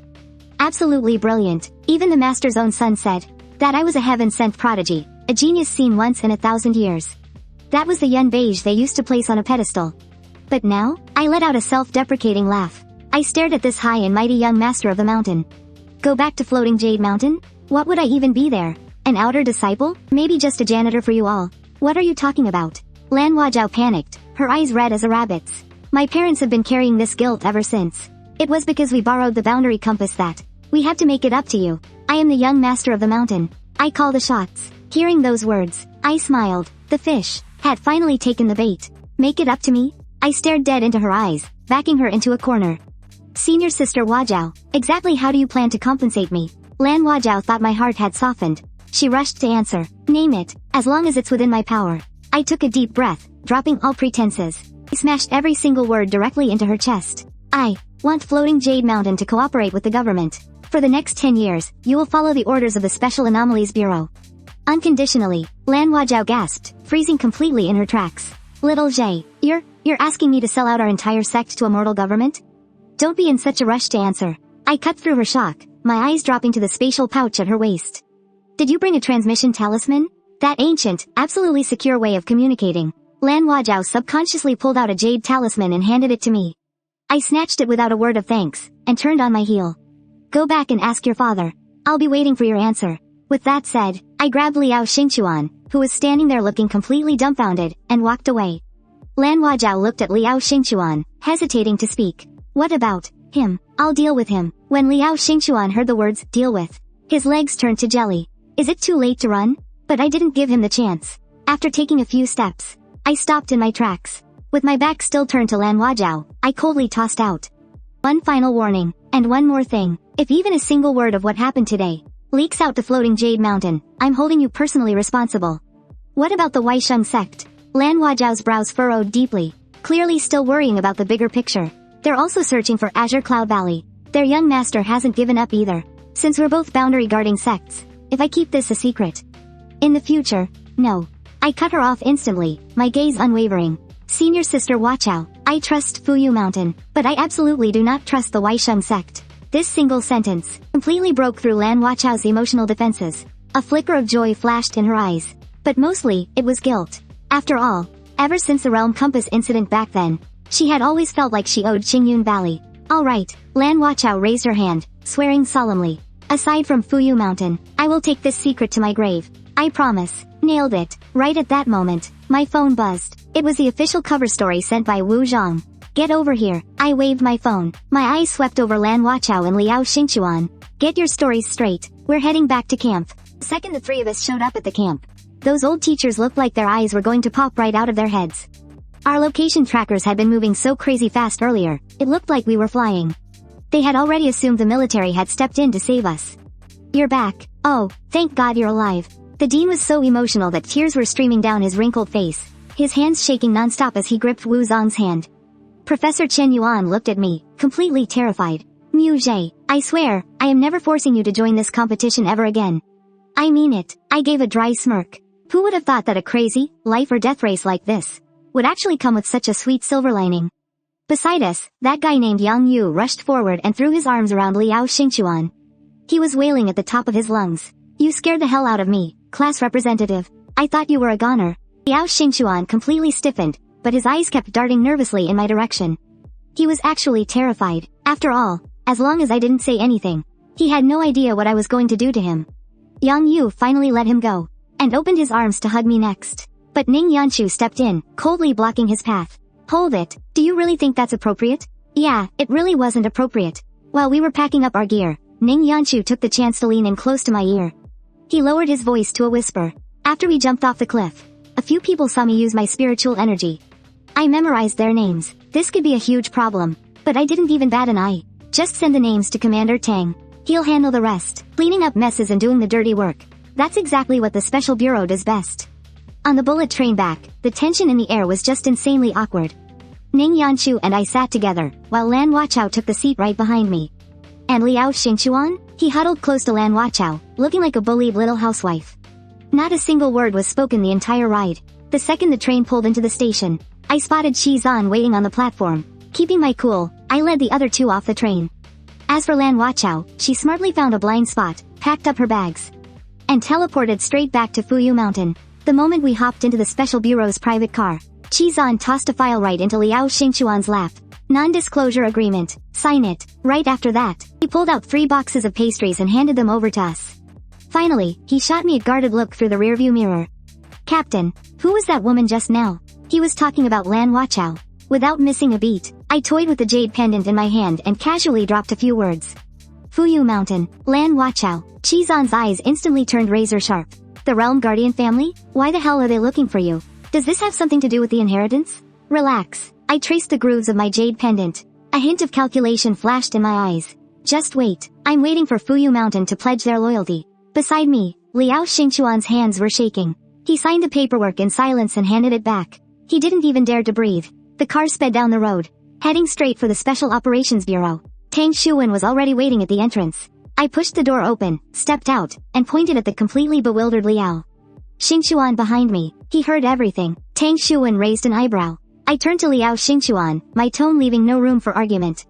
You know everything now, don't you? Liao Xingchuan gulped, nodding frantically. Good. I clapped my hands, not even bothering to give him a second glance. Interrogate him, then get him onboarded. With that, I walked away toward the training grounds without looking back. I really needed to punch something. I needed to let off some steam. 10 minutes later, inside the Bureau's top-secret conference room, Yu Anning, Tang Xuan, Xizan, and Ning Yanshu.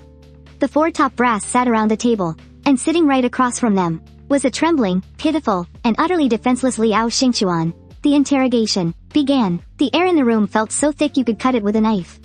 Liao Xingchuan sat in his chair and spilled absolutely everything, starting from the moment he fell off that cliff. He didn't leave out a single detail, and the more they listened, darker the 4 directors' faces became. She's out of her mind. Tang Xuan snapped, slamming his pen onto the table so hard that ink splattered everywhere. It finally dawned on them. I might have dialed back my temper, but the madness in my bones hadn't changed one bit. Over 2 months ago, we ran into Lan Wachao at the university. Ning Yanshu suddenly chimed in, twisting the knife. Xizan instantly pieced the clues together, his eyes wide with shock. So, she had this planned all along. She used herself as bait, to drag Fuyu Mountain right into her trap. Yu Anning looked completely guilt-ridden. This is our fault. The Bureau has always wanted to recruit the Guardian families. But they wouldn't even give us the time of day. They knew I had connections. Because it's a wound I refused to reopen, nobody had the guts to ask me to step in. Tang Xuan's eyes snapped wide open in sudden realization. No wonder she used her clearance to change her name. Meanwhile, back at the training grounds, I gripped my soul-bound sword, relentlessly executing the familiar strikes of the Azure Cloud Sword art, over and over again. Trying to slash through the chaotic memories flooding my mind. What's your name? Since I'm your master now, let me give you a name. How does Yun Beige sound? You can take my last name. A star surrounded by the heavens. It's a beautiful meaning, don't you think? From now on, I'll call you Little J. Sword aura exploded around me, sweat dripping down my face, until the violent storm in my chest finally died down.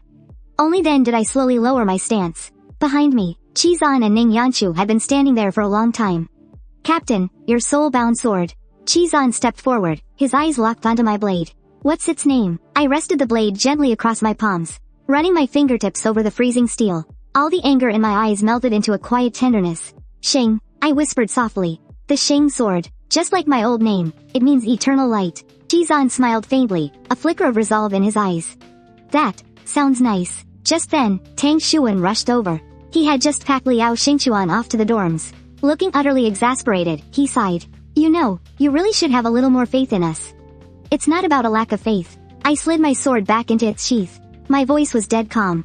I'm just worried we're running out of time. Besides, all I did was tap into some old memories. It's not gonna kill me. Tang Xuan was completely speechless, defeated by my stubbornness. How can you be so sure Liao Xingchuan will join? I wiped my sweat, completely unfazed. Oh, that. He's experiencing the suspension bridge effect with me. He'll say yes, guaranteed. The room went dead silent for a solid 3 seconds. Both of them stared at me, eyes wide, like they'd just seen a ghost. Wait, the captain actually knows about psychology? Ning Yanshu's eyes lit up in sudden realization. Oh, no wonder. On the ride back, he absolutely insisted on sitting right behind us. Couldn't shake him off if we tried. Tang Xuan's eye twitched. The bureau isn't exactly that desperate for recruits. He looked deeply conflicted. Well, it's not like we're losing anything. As long as we get what we want, who cares? I shrugged, totally indifferent.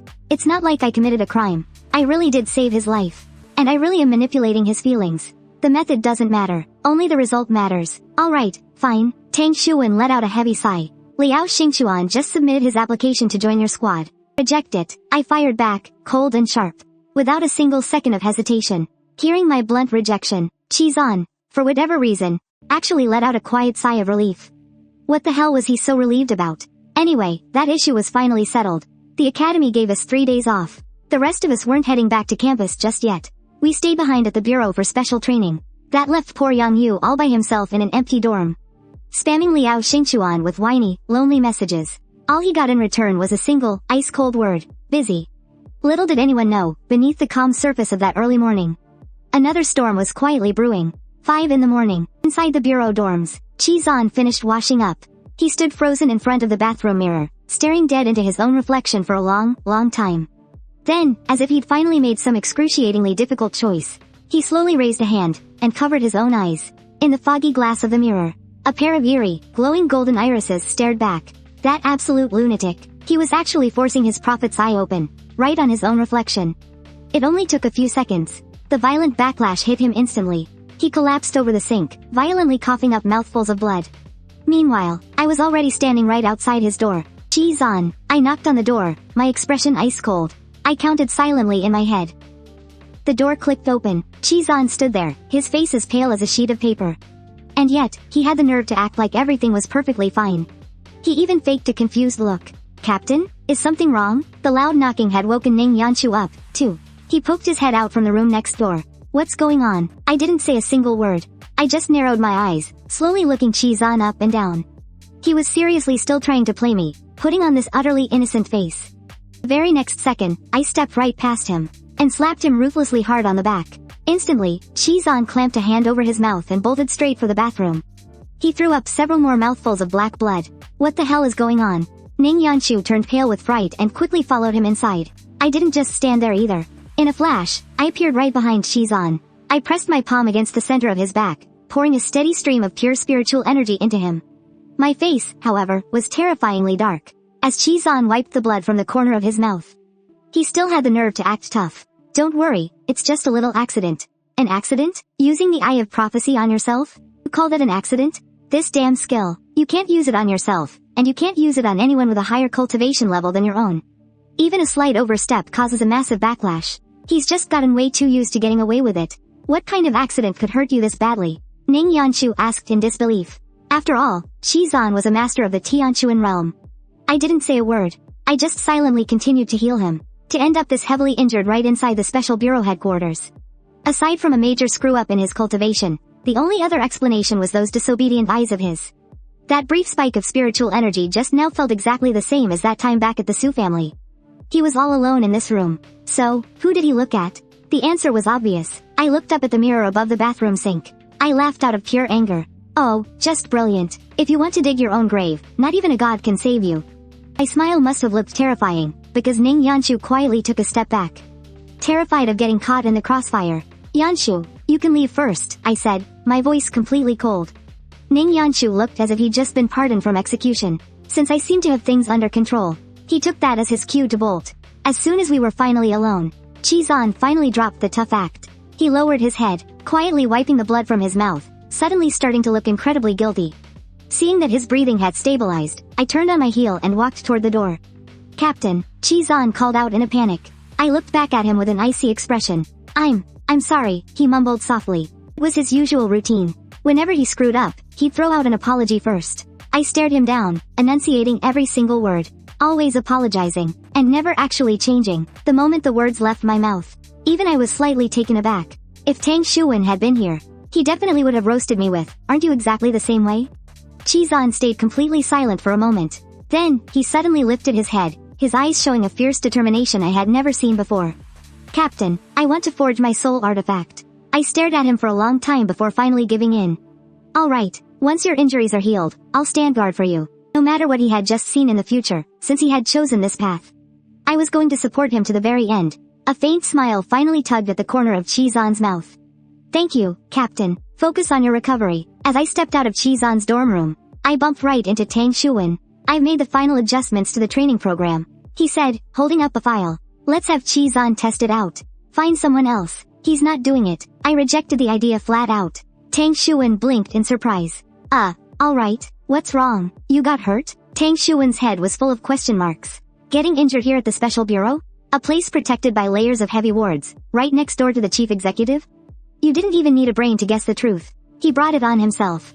After brushing off Tang Xuan, I headed down to the training grounds. Yanshu was practicing her swordsmanship, her movements sharp and ruthless. I stood on the sidelines and watched her run through a full set. I didn't speak until she finally lowered her weapon. "Your biggest advantage is your marksmanship. Don't throw that away." Swordplay was good to have, but the gun, that was her true trump card. Ning Yanshu nodded, wiping the sweat from her brow. I know what I'm doing." She had a clear head on her shoulders. Songju was keeping up with the development of her new firearms, too. She was juggling both perfectly. I decided to save my breath. After all, in this chaotic world, without enough power to back it up, words are just empty talk. Come breakfast time, the cafeteria was buzzing with noise. Liao Xingchuan walked straight over to my table, tray in hand. "Can I sit here?" The agents around us instantly kicked into gossip mode. "Another newbie? Just joined the group chat yesterday. I hear he's pretty cute, too." The more the merrier. More corporate grunts means less work for the rest of us. As the ultimate corporate grunt among these agents, I didn't even bother looking up. "Take a seat." Liao Xingchuan sat down, his eyes darting back and forth between Ning Yanshu and me. Finally, he blurted out what was on his mind. "Why can't I join your team?" "They get to, but I can't." Ning Yanshu was mid-sip of her soup and was caught totally off guard by his bluntness. "Wow, our class representative is feeling bold today." I set down my chopsticks and looked him dead in the eye. I showed absolutely zero mercy. "If you followed me around every single day, would you ever get over that little suspension bridge effect of yours?" Cough, cough. Ning Yanshu choked, inhaling her soup right into her windpipe. She was coughing up a lung. Okay, so I was even more blunt than our class representative. But Liao Xingchuan wasn't having it. He frowned, firing right back. "Let's test it out. What if it's not the suspension bridge effect?" I remained perfectly calm, ice cold, even. "Then consider this an early rejection. I don't care what it is. Just back the hell off." Seeing how utterly ruthless I was, the light in Liao Xingchuan's eyes slowly faded away. He finally understood. In this little game, he didn't even have the right to play. "Alright, sorry to bother you." Liao Xingchuan finally dropped his head. The very last flicker of hope in his eyes completely died out. "Also, thank you. I owe you my life." Regardless of what he was to me and my plans, I had saved his life. That was a hard fact. My expression remained totally blank. I didn't even bat an eyelid. Don't mention it. The list of people who owe me their lives is a mile long. One more won't make a difference. After finishing my meal, I grabbed a takeout box for our patient, Xuan, and headed straight back to my dorm for some intense, closed-door training. Ning Yanshu could never sit still. She ran right back out to the training grounds to spar with Lin Quan. Liao Xingchuan tagged along with Tang Xuan to get a feel for the place. As for sorting out the newbies, I just tossed the filtered list over to Tang Xuan. We had to weed out the ones with bad intentions. The remaining promising recruits can be officially drafted as soon as the semester ends. We need to build up our forces for the future. After all, that place is a literal meat grinder. The 3 days off passed in the blink of an eye. Just as we were packing our bags to head back to school, ready to spend what little was left of our so-called student days, the jade talisman in my pocket suddenly lit up. My heart skipped a beat. News from Fuyu Mountain came even faster than I expected. A flash of spiritual light flickered, and Lan Wachao's voice came through the transmission talisman. Crystal clear. "Xiao Zhe, we want to meet with the official leaders. Have they finally lost their patience?" I gripped the jade talisman, my tone dead calm. "Alright, you set the time, I set the location. Yu Anning has lost all his cultivation right now. I have to guarantee his absolute safety. The location must be on turf completely controlled by the Special Bureau. Tomorrow morning at 10, that works." I agreed without hesitation. The location will be the Nanzhou branch of the Special Bureau. I assume you already know where that is. The bureau's location might be classified for ordinary people, but to these 1,000-year-old sects, it's as plain as day. There's no hiding it at all. Alright, Zhao Zhe, see you tomorrow. I cut off the talisman and immediately dialed Yu Anning's number.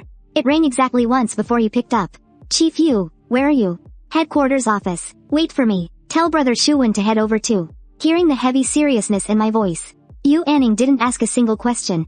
Alright, he hung up. He immediately started calling people. Over on the training ground, Wen Shangzi was miserably running through his test protocols. Tang Xuan answered his phone, dropped a quick, record the data yourself, and bolted.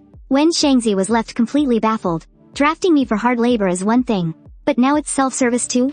Fine, just his rotten luck. Seeing me hang up the phone and rush out in a hurry, Ning Yanshu stood there holding his bag, totally confused. What's going on? Weren't we heading back to school? I stopped him. We're not going. You're not going back either. Wait for my word. Got it. Seeing my dead serious expression, Ning Yanshu dropped his bag immediately. Without a single word of nonsense. By the time I pushed open the heavy doors of Yu Anning's office, Tang Xuan had just arrived too, barely able to catch his breath. I cut right to the chase and dropped a massive bombshell. Fuyu Mountain wants to meet with the official leadership. Tomorrow morning at 10. I set the location at the Nanzhou branch. The office fell dead silent in an instant. Yu Anning froze for a second, then immediately grabbed the red secure phone. I'm reporting this to the chief executive. Tang Xuan reacted just as fast, whipping out his phone. I'll contact Lin Qingyan, and get our defenses set up early. I just sat down on the sofa and waited, watching this massive state machine kick into high gear over a single sentence from me. A few minutes later, Yu Anning put down the phone. His face incredibly solemn. The chief executive is going in person. I nodded. It wasn't a surprise. Yeah, alright. This is the very first official contact between the two major factions. The reception standards have to be dialed up to the absolute max. Tang Xuan hung up his end of the call too. Lin Qingyan has already mobilized the enforcers from all 7 divisions of the Nanzhou branch. Aside from the skeleton crew on standby, everyone else is deployed on high alert. Tomorrow, the Nanzhou branch is going to be the absolute safest place in all of China. And also the most dangerous. Yu Anning immediately issued her orders. Xuan, take Shangzi and go pick up the chief executive, right now. Get Lin Qingyan on the line, we're having a briefing. Poor Wen Shangzi, he had just finished logging the data. Only for Tang Xuan to snatch him up by the collar like a little chick to play driver. He didn't dare utter a single word of complaint. Any idiot could tell that something massive was going down. That left just the two of us in the office. Yu Anning looked at me, hesitating. Given what you know about Fuyu Mountain, forget it. Let's just wait until everyone is here. But the moment I heard the name Fuyu Mountain, my thoughts drifted away, completely out of my control. My memories instantly dragged me back to when I was just 7 years old. That was my very first time visiting Fuyu Mountain, tagging along with my master, and my older martial brothers and sisters. Master, what exactly is Fuyu Mountain? Fuyu Mountain? Well, they are just like us. A sect dedicated to guarding the barrier. That was the brightest, warmest sunshine in all my memories. Even though the scenery here at Fuyu Mountain can't beat our Qingyun Valley, it's still pretty decent. I'll take you mountain climbing once we settle in. My youngest senior brother flashed a brilliant, beaming smile, and ruffled my hair. You little punk. No wonder nobody likes you at Fuyu Mountain. Don't listen to him, little brother. We're not picking up his bad habits. My eldest senior sister chuckled from the sidelines, her eyes absolutely brimming with affection. Back then, Lan Huajiao was only 10 years old. She was just a little girl rocking braided pigtails. She dragged me all over Fuyu Mountain, running wild, excitedly pointing out every single blade of grass and every last building. All the while, my older brothers and sisters trailed right behind us, never letting me out of their sight. They were so utterly terrified I'd trip and scrape my knee, or that someone might try to bully me. Fuyu Mountain really was beautiful, wreathed in endless clouds and mist. It felt like an absolute fairyland, but to me, could never hold a candle to a single blade of grass back home in Qingyun Valley. It's just a tragic shame. That things remain, but the people are gone. Everything is broken. Now, the only one left to sit at the negotiating table is me, a man absolutely drowning in blood debts. Those wonderful people who used to protect me have all been reduced to names carved into cold stone tombstones. The chief executive arrived fast. He even made Wen Shangzi, who was just about to duck out, stay behind. Lin Qingyan's hologram flickered to life in the room. The chief executive took the floor. Xuan gave me a quick rundown on the way over. For tomorrow's sit-down, I'll be coming along personally. Nobody had any objections to that. The Nanzhou branch was in full lockdown. If they couldn't even guarantee the absolute safety of the chief executive, they might as well just disband the whole division on the spot. Yu Anning wasted no time tossing out a logistical headache. Sir, will you be taking the private jet? Or using the teleportation array? The chief executive was practically buzzing with excitement to try it out. He didn't hesitate for a second to pick the latter. Instantly, every single eye in the room zeroed in on Tang Xuan. The kid was quick on his feet. He aggressively pounded his chest, swearing up and down that the array's stability was absolutely flawless. As for the minor side effect of getting dizzy and puking your guts out? Ahem. Well, that completely depends on personal constitution. Let's just leave that up to fate. Suddenly, the chief executive pivoted hard.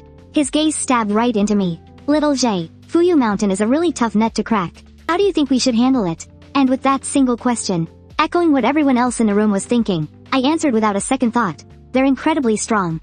They're absolutely worth bringing on board. As for why the sects resist the government, to put it bluntly, they just hate having amateurs telling the pros what to do. Their lineages go back thousands of years, while the Special Bureau has only been around for 10. Who would want to put up with that? But things are different now. I looked over at the chief consul. Even though I didn't know exactly what bargaining chips we had, I knew one thing for sure.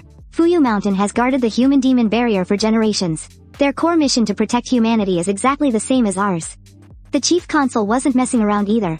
He laid his cards right on the table. Heavy weaponry, top-tier tech, demonic energy detectors, and even gold, silver, and prime real estate. He was offering everything we had. In return, all we wanted was simple. For them to state their stance, fight alongside us when it counts, and hand over the forging methods for spatial bags. Something we desperately needed. I mean, what else could we do? The Special Bureau is massive. Yet we couldn't even scrape together a single artificer. It was pretty pathetic, honestly. With the terms settled, Yu Anning immediately assigned the team. Tomorrow, Xiao Zhe and Xuan will come with us. Shang-Chi will stay behind to hold the fort. I chimed in right away. We need to bring Yanshu and Qizan, too. Lin Xingyan raised an eyebrow, probably wondering when those two had officially joined the payroll. But the chief consul agreed without missing a beat. He actually looked a little relieved. As long as I wasn't running off on my own like a lone wolf, he was happy for me to bring whoever I wanted. Right after that, Lin Xingyan went into full panic mode. She wanted to lock down the South Province branch like a fortress. Guards every 3 steps, patrols every 5. She even wanted a personal detail sticking to us like glue. But the chief consul just waved his hand and shut it down immediately. His reasoning was simple, and honestly, pretty badass. Unless the folks at Fuyu Mountain have completely lost their minds, they'd never dare declare war on the government out in the open. Lin Xingyan absolutely refused to back down. Not only did she instantly reject the chief consul's idea of traveling light, even Tang Xuan backed her up, chiming in. Safety has to be the #1 priority. I nodded along right away. I mean, they weren't joking around. If anything happened to the chief consul and Yu Anning, we wouldn't even have to wait for the demons to invade. Humanity would tear itself apart from the inside first. Seeing he was outnumbered, Yu Anning had to compromise. After all, the chief consul was the visionary who single-handedly united the 5 provinces. We couldn't afford a single scratch on him. Once the security detail was nailed down, I casually asked what time we were leaving. And wouldn't you know it, Tang Xuan, the ultimate perfectionist, actually factored in the 5-second delay for the teleportation array. Lin Xingyan rolled her eyes so hard I thought they'd get stuck. The chief consul just laughed, waving a hand to finalize the time. 9:27 it is. After seeing the big shots out, I headed straight to the training grounds to grab my guys. I dragged Ning Yanshu along and knocked on Qizan's door. I cut right to the chase. Can your injuries handle the teleportation array? The second Qizan nodded. I dropped the bombshell. You're coming with me to the South Province tomorrow. Fuyu Mountain is coming to the table. The words barely left my mouth before Qizan looked like he was about to cough up blood. I quickly pinned him back onto the couch, channeling some spiritual energy into him, totally confused. What the hell are you getting so worked up for? He was pale as a ghost, his voice actually shaking. What conditions are they going to demand? I froze, but before I could even process what he meant, Ning Yanshu's expression darkened completely. His hand instinctively drifted toward the weapon at his waist. He was radiating pure murderous intent, looking absolutely ready to fight to the bitter end. I looked at my 2 teammates acting like the world was ending, completely at a loss. Seriously, what the hell was going on here? Was I just left totally out of the loop by my own team? Ning Yanshu stared dead at me, asking the one thing that was terrifying them. What if Fuyu Mountain's condition is to trade you? Hearing that, the hand I was using to channel my spiritual energy gave a violent jerk. Mystery solved. After all this time, these 2 idiots had been making up scenarios in their heads where I get sold off as a bargaining chip. So in their eyes, the Bureau was just a wolf's den that would throw me under the bus the second I stopped being useful. What kind of junk is rattling around in your heads? I didn't hold back, raising my hand to smack them both hard right on the forehead. I had to knock some sense into them. Yes, the Bureau has its internal politics, but the chief executive, Director Yu, and Tang Xuan, definitely not those kinds of backstabbing scumbags. I didn't even hesitate, laying all my cards on the table. They know exactly where I come from, yet they've never once used me to get close to the sects. Not only have they guarded my identity with their lives, but they've also shielded me from every bit of probing and malice from the outside world. Here, I have privileges, I have status, and most importantly, I have dignity. They're not trying to sell me off. If anything, they're terrified something bad might happen to me, so they bend over backward to throw teammates and care packages at me. Looking at these two insanely paranoid teammates of mine, I let out a heavy sigh. Do you guys have some massive misunderstanding about my value and status? Looking at these two insanely paranoid teammates of mine, I let out a heavy sigh. Do you guys have some massive misunderstanding about my value and status? Who do you think I am? I am the chief executive of the bureau. Even if Fuyu Mountain actually had the guts to demand me, do you really think the bureau would just hand me over? Give me a break. If they even dared to bring it up, I wouldn't even have to lift a finger. Yu Anning would be the first one grabbing a gun to fight them to the death. He's already suffered a loss once before. He would never let history repeat itself with me. But Ning Yanshu just kept holding his forehead, muttering under his breath. Everyone knows politicians are completely heartless scumbags. Beside him, Xuan nodded silently, actually agreeing completely. I was instantly rendered speechless. The chief executive and director Yu were getting blamed for absolutely nothing. Since you two distrust the authorities this much, I couldn't help but drop my biggest question. Why were you both so damn eager to join up in the first place? The two of them moved in perfect unison, still clutching their foreheads as they looked at me, speaking at the exact same time. Because of you. For a second, the air completely froze. It wasn't for some grand sense of duty to the country, nor was it for a bright, promising career. It was purely because I was here. My heart suddenly skipped a beat, completely rendered speechless by those three simple words. Ning Yanshu sharply picked up on my reaction, and his instinct to instantly apologize whenever things got weird kicked right in. We're sorry. I shot an exasperated glare at Xuan. He looked completely bewildered. Why are you glaring at me? I'm not even the one who said it. But under the crushing weight of my stare, he backed down even faster.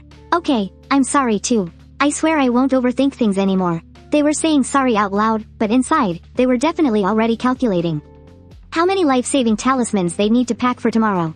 I couldn't even be bothered to call them out on it, making the final call instead. Alright, that's enough. Tomorrow morning, 9:20. Assemble at the teleportation array. Right before leaving, I casually threw out a question. Where's Liao Xingchuan? The driver took him home. Made him put in leave requests for the two of us while he was at it. Ning Yanshu answered without an ounce of shame.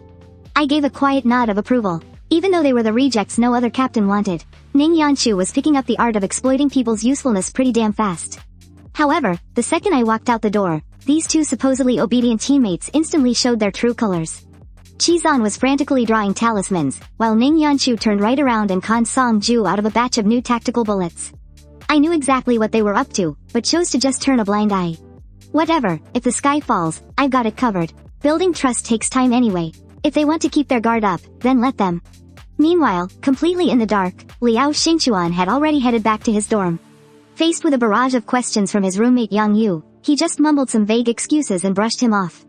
Yang Yu didn't even get mad, and enthusiastically pulled out his blueprint for a brand new defensive helmet. Liao Xingchuan pushed up his glasses, his sharp tongue striking instantly. Looks great. Put that on, and you definitely won't need to worry about defending yourself. Because your neck would snap from the weight first. Yang Yu wasn't having it. The science is totally sound, though. With the right materials, not even a cannonball could blast through this. Yeah, it won't blast through. Liao Xingchuan fired back, hitting the nail on the head. Your head would be perfectly safe, while the rest of your body gets blown to pieces. At least leaving your head intact makes identifying the corpse easier. Yang Yu got full-on goosebumps. Dude, could you not be so damn creepy? But the mention of materials instantly snapped Liao Xingchuan's thoughts back to the Anomaly Bureau. Their research and development department probably actually had the exact special materials Yang Yu was dreaming of. Maybe, this kid could get into the bureau too. After all, Tang Xuan had already told him the real reason he got recruited. The truth was, it had absolutely nothing to do with him being super observant, but rather, he had already awakened his spiritual power. Turns out, none of that was just dumb luck. This kid, Liao Xingchuan, had been unconsciously tapping into his spiritual energy all along. Watching Yang Yu excitedly run off to tweak that literal death trap of a helmet, Liao Xingchuan lay back on his dorm bed, his entire worldview completely shattered. Demons, monsters, cultivation, literally flying through the air. At this exact moment, it finally hit him. The world he had known for 18 years was literally just the tip of the iceberg. Meanwhile, over at the Anomaly Bureau, that night was destined to be a sleepless one for everyone. Ning Yanshu's words, because of you, looped in my head like a damn curse all night long. The next morning, the countdown began. 9:20 a.m. I stood right on time in front of the teleportation array with Chizan and Ning Yanshu. 9:25. The chief executive, Yu Anning, Tang Xuan. All the heavy hitters were gathered. 9:27. The chief executive gave the order, move out. Target. South Continent Teleportation Array Number 1. 5 continents, 17 arrays. Crisscrossing the world. In that exact moment, the very laws of space folded right beneath our feet. Just 2 seconds later, when we opened our eyes again, we had already crossed thousands of miles. We were standing on the soil of the South Continent, watching the 2 top bosses casually rate the trip with a not bad and pretty good without even blinking. I couldn't help but sigh to myself, is this the mental fortitude of a powerhouse? The South Continent branch director, Lin Qingyan, had already been waiting for us. The grand conference hall is fully prepared, she said. Shall we head over? No. The chief executive's gaze was piercing. He shut it down immediately. We're going to the main gates. To wait for them. According to the Sky Eyes Systems report, the people from Fuyu Mountain are 5 minutes away from hitting the battlefield. The crowd immediately parted to make way. The 2 heavyweights took the lead, striding toward the main gates radiating pure intimidation. But me? I didn't follow right away. Watching them walk away so resolutely, my feet felt like they were rooted to the ground. Captain? What's wrong? Ning Yanshu keenly caught my hesitation. Even Zhao Guangqi, who was in charge of guarding the array, walked over. Chief Mu, is something wrong? The sense of unease in my chest was growing stronger by the second. But I could only shake my head. It's nothing, let's go. I turned around and glared fiercely at Xuan and Ning Yanshu, lowering my voice to warn them. Remember, whatever happens next, do not do anything impulsive. The 2 of them exchanged a glance. Their eyes were filled with worry, but they still followed closely behind me. When we reached the main gates and took our positions next to the chief executive, Director Yuan gave me a concerned look. Xiaozhe, you okay? I took a deep breath, forcing myself to look calm. However, reality hit much faster than any of us expected. And much harder. It didn't even take 5 minutes. Just 3 minutes later, a massive, dark sea of silhouettes appeared in the distance. Second I got a clear look at them. My breath caught in my throat. My hands clenched tightly at my sides. Tang Xuan furrowed his brows. His voice actually cracking. That's way too many people. I thought it was just a dozen or so. At a quick glance, there had to be over 100 of them. This wasn't a negotiation. They were clearly here to wreck the place. The chief executive turned to me, his tone heavy. Mu Zhe, do you recognize these people? My eyes rapidly scanned the approaching crowd. My heart skipped a beat. Elders, the mountain master, the young master, even the core disciples are here. I muttered their titles under my breath. My palms were dripping with cold sweat. This wasn't a negotiation team. Aside from those guarding the barrier, the entire core foundation of Fuyu Mountain was brought right here. This kind of lineup didn't just blindside me. Even the enforcers beside me were starting to panic. Some were already quietly gripping their weapons, terrified that an all-out war would break out in the very next second. Right at that moment, the chief executive made his move. He took a long stride forward, unleashing his full, commanding aura. The woman leading Fuyu Mountain, Lan Jing, wore a gentle smile on her face. But her gaze casually, almost deliberately, swept right past me. Hello, I am Lan Jing, master of Fuyu Mountain. They shook hands. On the surface, it looked completely peaceful. But beneath it, a fierce undercurrent was surging. However, the part that really made my skin crawl was yet to come. That huge group standing behind Lan Jing had their eyes completely glued to me, even though they were clearly under a strict gag order. Their silent, telepathic eye contact was so loud I could practically hear it in my head. Is that our little Beige? He's gotten so big. It's been 5 years, of course he's grown up. Little Beige looks so serious now. I just want to hug him. That is, until Lan Wajiao shot them a lethal glare. Only then did this bunch of old friends wipe those doting, family reunion expressions off their faces, putting on a serious front as they followed her into the conference hall. At the negotiation table, the dividing line was painfully clear. On the left, the special bureau team sat in full battle readiness. On the right, an absolute gathering of Fuyu Mountain's heavyweights. I sat right beside the chief executive, with Xuan and Ning Yanshu standing guard behind me like 2 silent sentinels. Lan Jing didn't waste a single breath. She cut right to the chase. Time was of the essence. Let's be completely open here. If our 2 sides are going to work together, what exactly is the government bringing to the table? The chief executive offered a faint smile. The chips he laid out would drive anyone crazy. Heavy artillery, cutting-edge tech, top-tier talent, absolute authority, and elite status. Even endless wealth, as long as the request was reasonable. The government was ready to back them to the absolute limit. This wasn't just a show of good faith. It was a desperate push to end this deadly game as quickly as possible. But, faced with such an irresistible offer, the people from Fuyu Mountain didn't even bat an eye. They were completely unfazed. Then, suddenly, Lan Jing turned her head, her piercing gaze locking dead onto me. Her lips parted, and she dropped a question that sucked all the air right out of the room. This help you're offering, does it mean that for the next 10 years, Fuyu Mountain answers directly to the bureau? In a split second, dead silence fell over the conference hall. All the field agents who had been kept in the dark shot terrified looks in my direction. Who came up with that? Is Chief Mu really that crazy? I just sat there, meeting Lan Jingyi's stare. My eyes completely empty, not saying a single word. The chief executive immediately stepped in to smooth things over. He let out a polite laugh. Mu Zhe was simply making a joke, that's all. A deeply knowing smirk curled onto Lan Jingyi's lips. Is that so? Without missing a beat, the chief executive slammed his real trump card onto the table. We need Fuyu Mountain to make its stance clear. We want partial command over your personnel, and your blueprints for crafting mystical artifacts. The demands were brutally steep. Everyone braced for a vicious back and forth, but to our absolute shock, Lan Jing actually gave a slow nod. She answered, cool and crisp, that's not a problem. But in the very next breath, her tone took a sharp turn, dropping a bombshell. However, we have one condition of our own. The chief executive jumped right in. Name it. We'll consider it, as long as it isn't completely out of bounds. The government is willing to play ball. But no one, absolutely no one, could have predicted that Lan Jingyi's next words would blow the entire room apart. Her eyes cut right past everyone else and pinned me dead to my seat.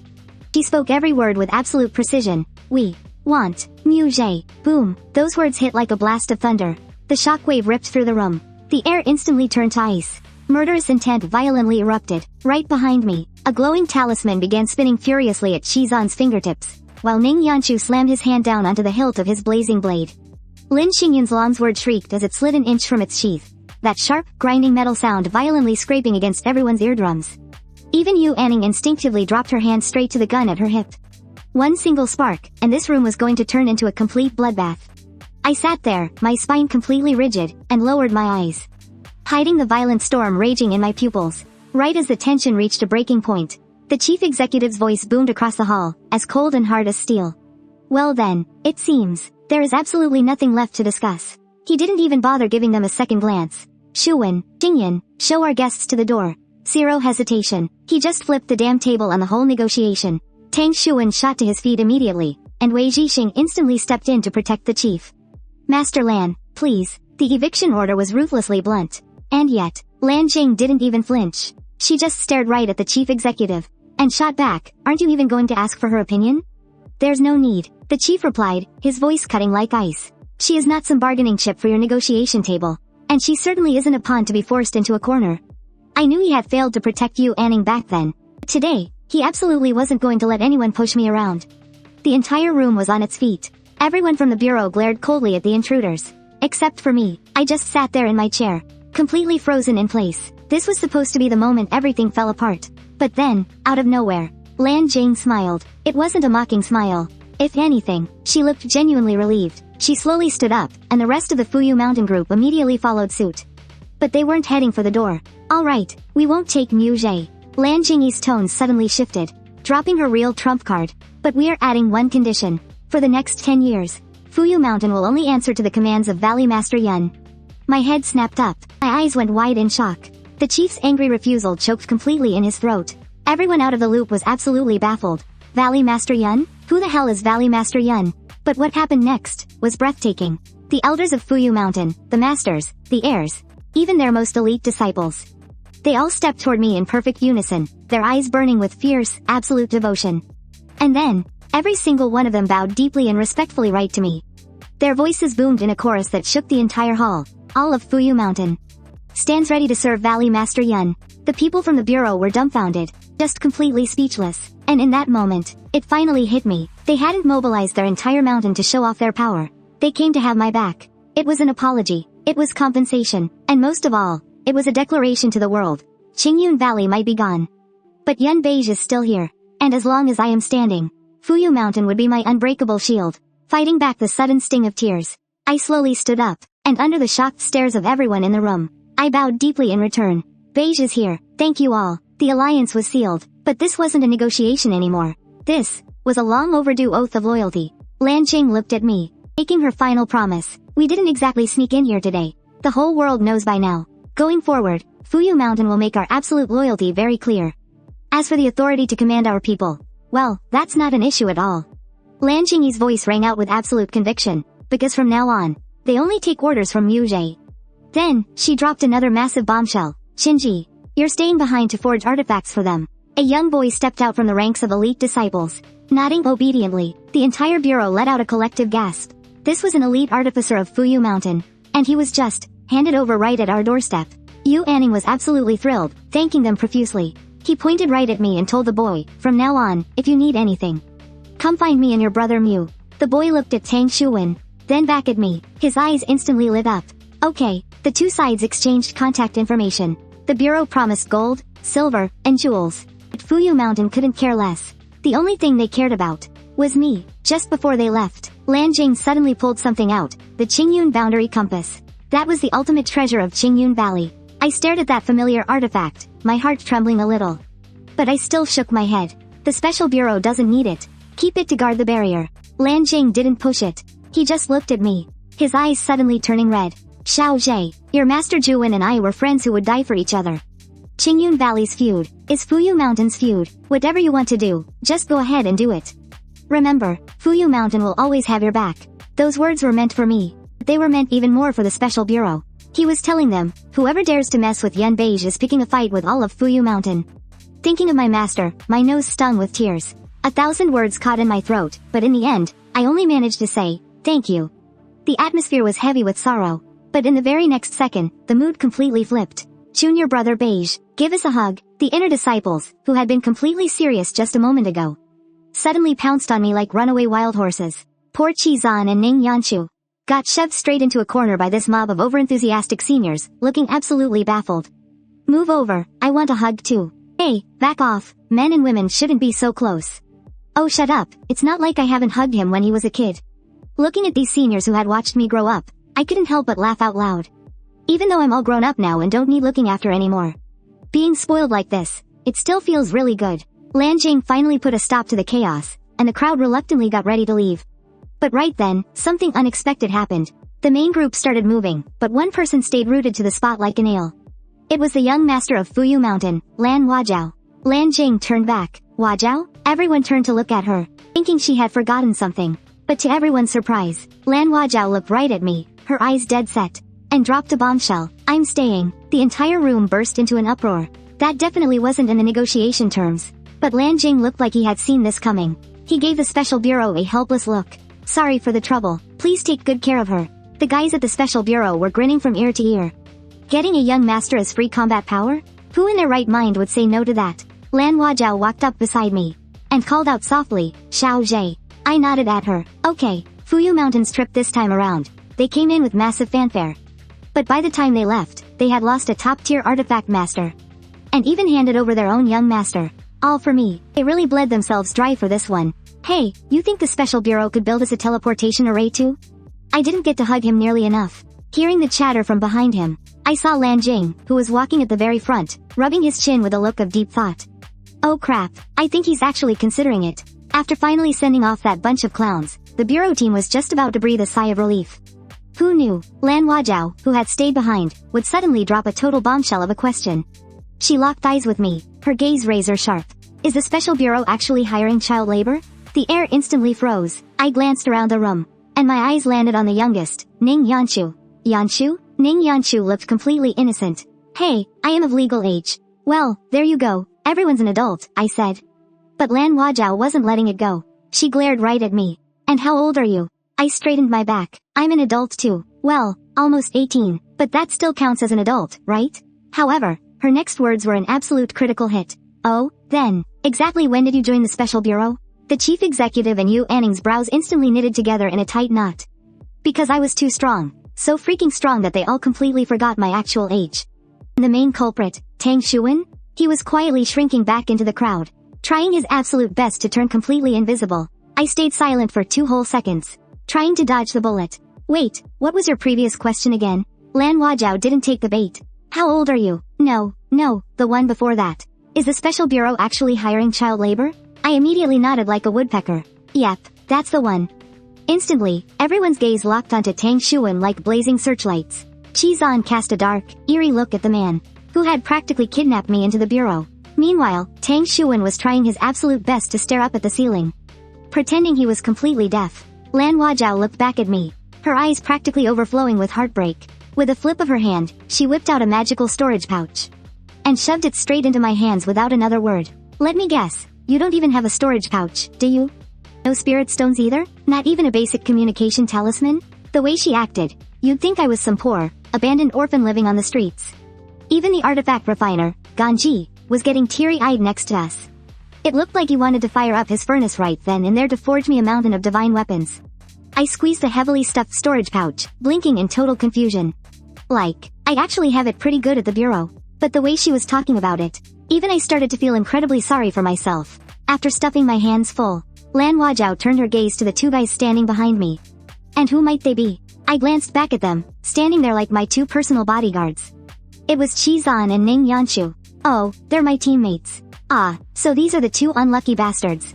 Without a second thought, Lan Wajao casually tossed over two more storage pouches, absolutely bulging with treasures. Since you're Xiao Ji's teammates, that makes you my teammates. Consider it a little welcome gift. The whole room was absolutely floored. As expected of the young master of Fuyu Mountain, she was handing out top-tier magical artifacts like they were free cabbages at a market. Chizan and Ning Yanshu completely froze for a second. When they finally processed it, they scrambled to shove the bags back. Take it back. Who the hell agreed to be your teammate? Lan Wajao kept her hands behind her back and nimbly dodged them, radiating absolute CEO energy. Gifts that have been given out can never be taken back. Watching this entirely chaotic, ridiculous scene unfold before me, I just couldn't hold it in anymore. The corners of my mouth were twitching like crazy, trying to hold back a massive smile. Once the absolute sheer nonsense finally died down, it was time for the chief executive and Yu Anning to head back to the central continent. Standing right in front of the teleportation array, the chief executive suddenly had a wild light bulb moment. You know, actually, you guys could just fly me back.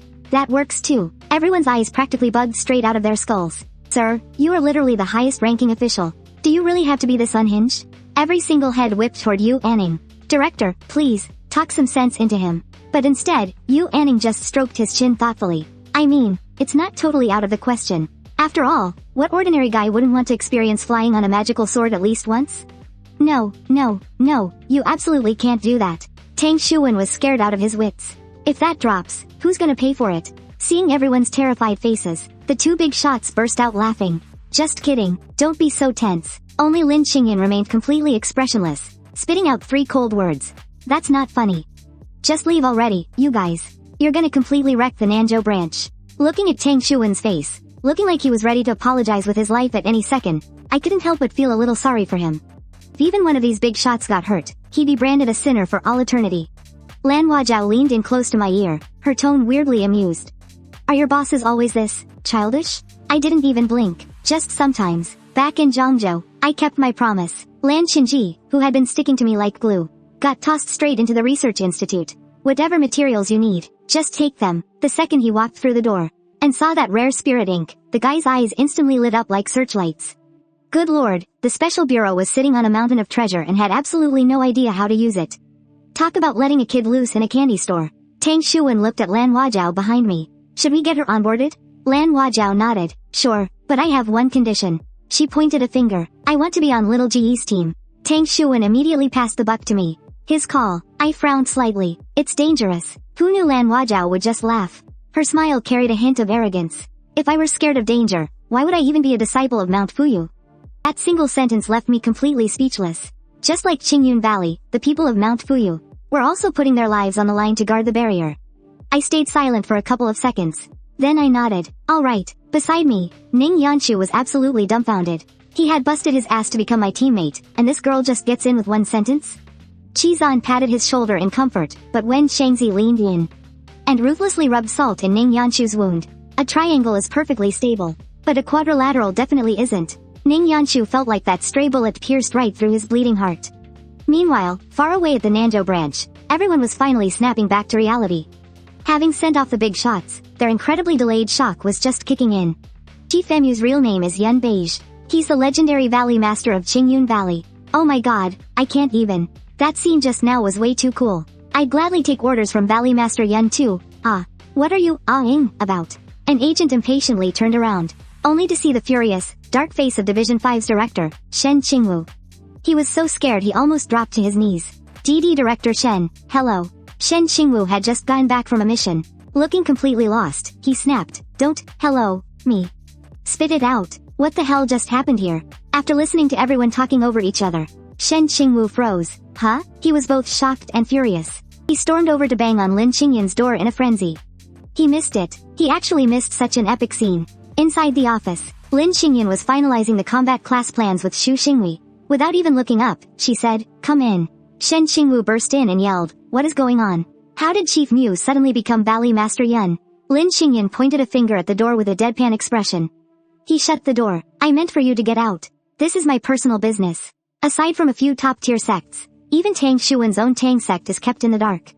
How the hell would Lin Xingyan know? Shen Qingwu quietly slipped out. At the very next second, all three of their phones started buzzing like crazy. They checked their screens, and their eyes widened in absolute shock.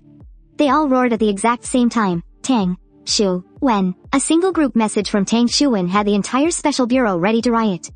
"Attention everyone, you have 2 weeks to submit a 5,000-word thesis on cultivation theory.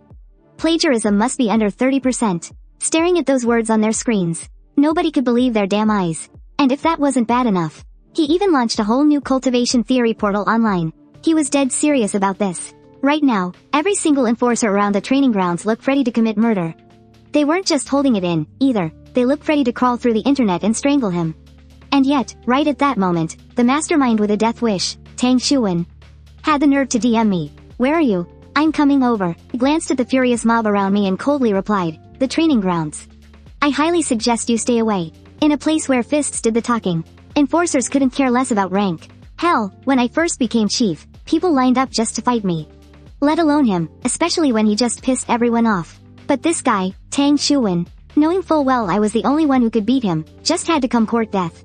He even dragged poor, innocent Lin Quan along with him. While everyone was still cursing him out, the system suddenly dinged with a notification. Zhao Guangqi, Wen Shangzi, and my wonderful teammate, Qi Zan, had actually already uploaded their papers. "Qi Zan, you backstabbing traitor," Ning Yanshu screamed at the top of his lungs. He looked like he was about to bite someone. Seeing our kid get so worked up, he calmly spoke up. "Yanshu, you're exempt. You don't have to write it." "Oh, we're good then." The kid's mood flipped faster than a light switch. His anger vanished in an instant. However, Lan Huajiao, standing to the side, suddenly dropped a lethal question. "So, do I count as a new employee? Do I have to write one?" Before I even had a chance to speak, Tang Xuan strolled over, completely ignoring the murderous glares, smiling like a sly old fox. "But of course you do." It hit me instantly. This bastard was doing it on purpose. A cultivation thesis written by the young master of Fuyu Mountain? That was a priceless, highly sought-after manual. He was totally trying to scam Lan Huajiao. And she clearly realized it, too. She let out a soft chuckle and turned to look at me. A dangerous glint flashed in her eyes. "Chief Mu, does the bureau allow friendly sparring?" I saw the burning will to fight in her eyes and smirked. "It's allowed." The very next second, Lan Huajiao aimed her sights right at Tang Xuan. "Commander Tang, let's spar." The moment those words left her mouth, the crowd, who had just been cursing Tang Xuan's instant noodles to never have a flavor packet, absolutely erupted. If they couldn't beat the commander themselves, watching someone else kick his ass was the next best thing. But I quickly noticed something was off. Lan Huajiao wasn't using a standard training weapon. Instead, she pulled her true soul sword straight out of her spatial bag. My eyes instantly narrowed. Even Qi Zan and Ning Yanshu dropped their playful grins, their expressions turning dead serious. Lin Quan was so terrified he hid behind Ning Yanshu. You see, drawing your soul sword usually meant you were seeking guidance in a life or death battle. Lan Huajiao was going all out, even though it was just a spar. "Commander Tang, please, show me what you've really got." Lan Huajiao pointed the tip of her sword straight at him. Her tone was bone-chilling. The smile on Tang Xuan's lips finally faded a little. "All right then," he replied gently. But before the word could even leave his mouth, Lan Huajiao moved in a flash, launching a lethal strike right out of the gate. A fierce sword aura swept through the air, the cold gleam of the blade terrifyingly sharp. Tang Xuan's heart leapt into his throat, and he scrambled out of the way just in time. There was no way he could parry that bare-handed. He was forced to summon his weapon, the willow leaf blades. The 3-inch blade, as thin as a cicada's wing, clashed violently against her sword. Sparks exploded in all directions. The two of them went back and forth, every single strike aiming to kill. Pushed to the brink, Tang Xuan even threw out a few shadowless needles, the legendary hidden weapons of the Tang clan. He was pushed to his absolute breaking point. But Lan Huajiao? She just casually blocked it with the side of her sword. A cold smirk played on her lips, like she had seen right through his every move. My eyes were glued to the fight. Around me, the enforcers were no longer just casually watching a show. Their eyes were filled with worry. Sparring matches were supposed to stop before anyone actually got hurt. But Lan Huajiao was relentlessly pressing forward, showing absolutely zero mercy with her strikes. Tang Xuan, who was already at a huge disadvantage in close combat, just couldn't fend off her vicious swordplay with his small blades. His defeat was set in stone. But right at that exact moment, I sharply caught a fleeting look of apology, flashing across Lan Huajiao's eyes. The tip of her sword didn't slow down for a second, thrusting straight for Tang Xuan's heart. The crowd completely lost it. Lin Quan lunged forward like a madman, screaming, "Captain!" But he wasn't nearly fast enough. He could only watch helplessly as death closed in. In that split second, I made my move. My star sword flew from its sheath with an explosive crack. I planted myself right in front of Tang Xuan. A massive, violent shockwave of sword energy exploded between us. The impact violently shoved Lan Huajiao back several yards, and the blast sent all the watching enforcers stumbling backwards. Xuan reacted fast and caught Ning Yanshu, while Lin Quan stood there, pale and completely shaken. Every single eye was glued to the center of the arena. There I stood, gripping my star sword, shielding Tang Xuan behind me like an immovable mountain. Lan Huajiao leaned on her sword to steady herself. Unbelievably, she still managed to smile. Xiao Zhe, that was impressive. I glared coldly at this senior sister I hadn't seen in 5 years. My face was deadpan, without a trace of a smile. Senior sister Huajiao, if you want to test my strength, just say so, but if you ever dare to target the people around me again, don't expect me to hold back for old time's sake. I let it slide when you pulled this with Liao Xing Xuan. But not this time. If I hadn't moved fast enough, Tang Xuan would be dead or crippled right now. The smile on Lan Huajiao's face vanished instantly.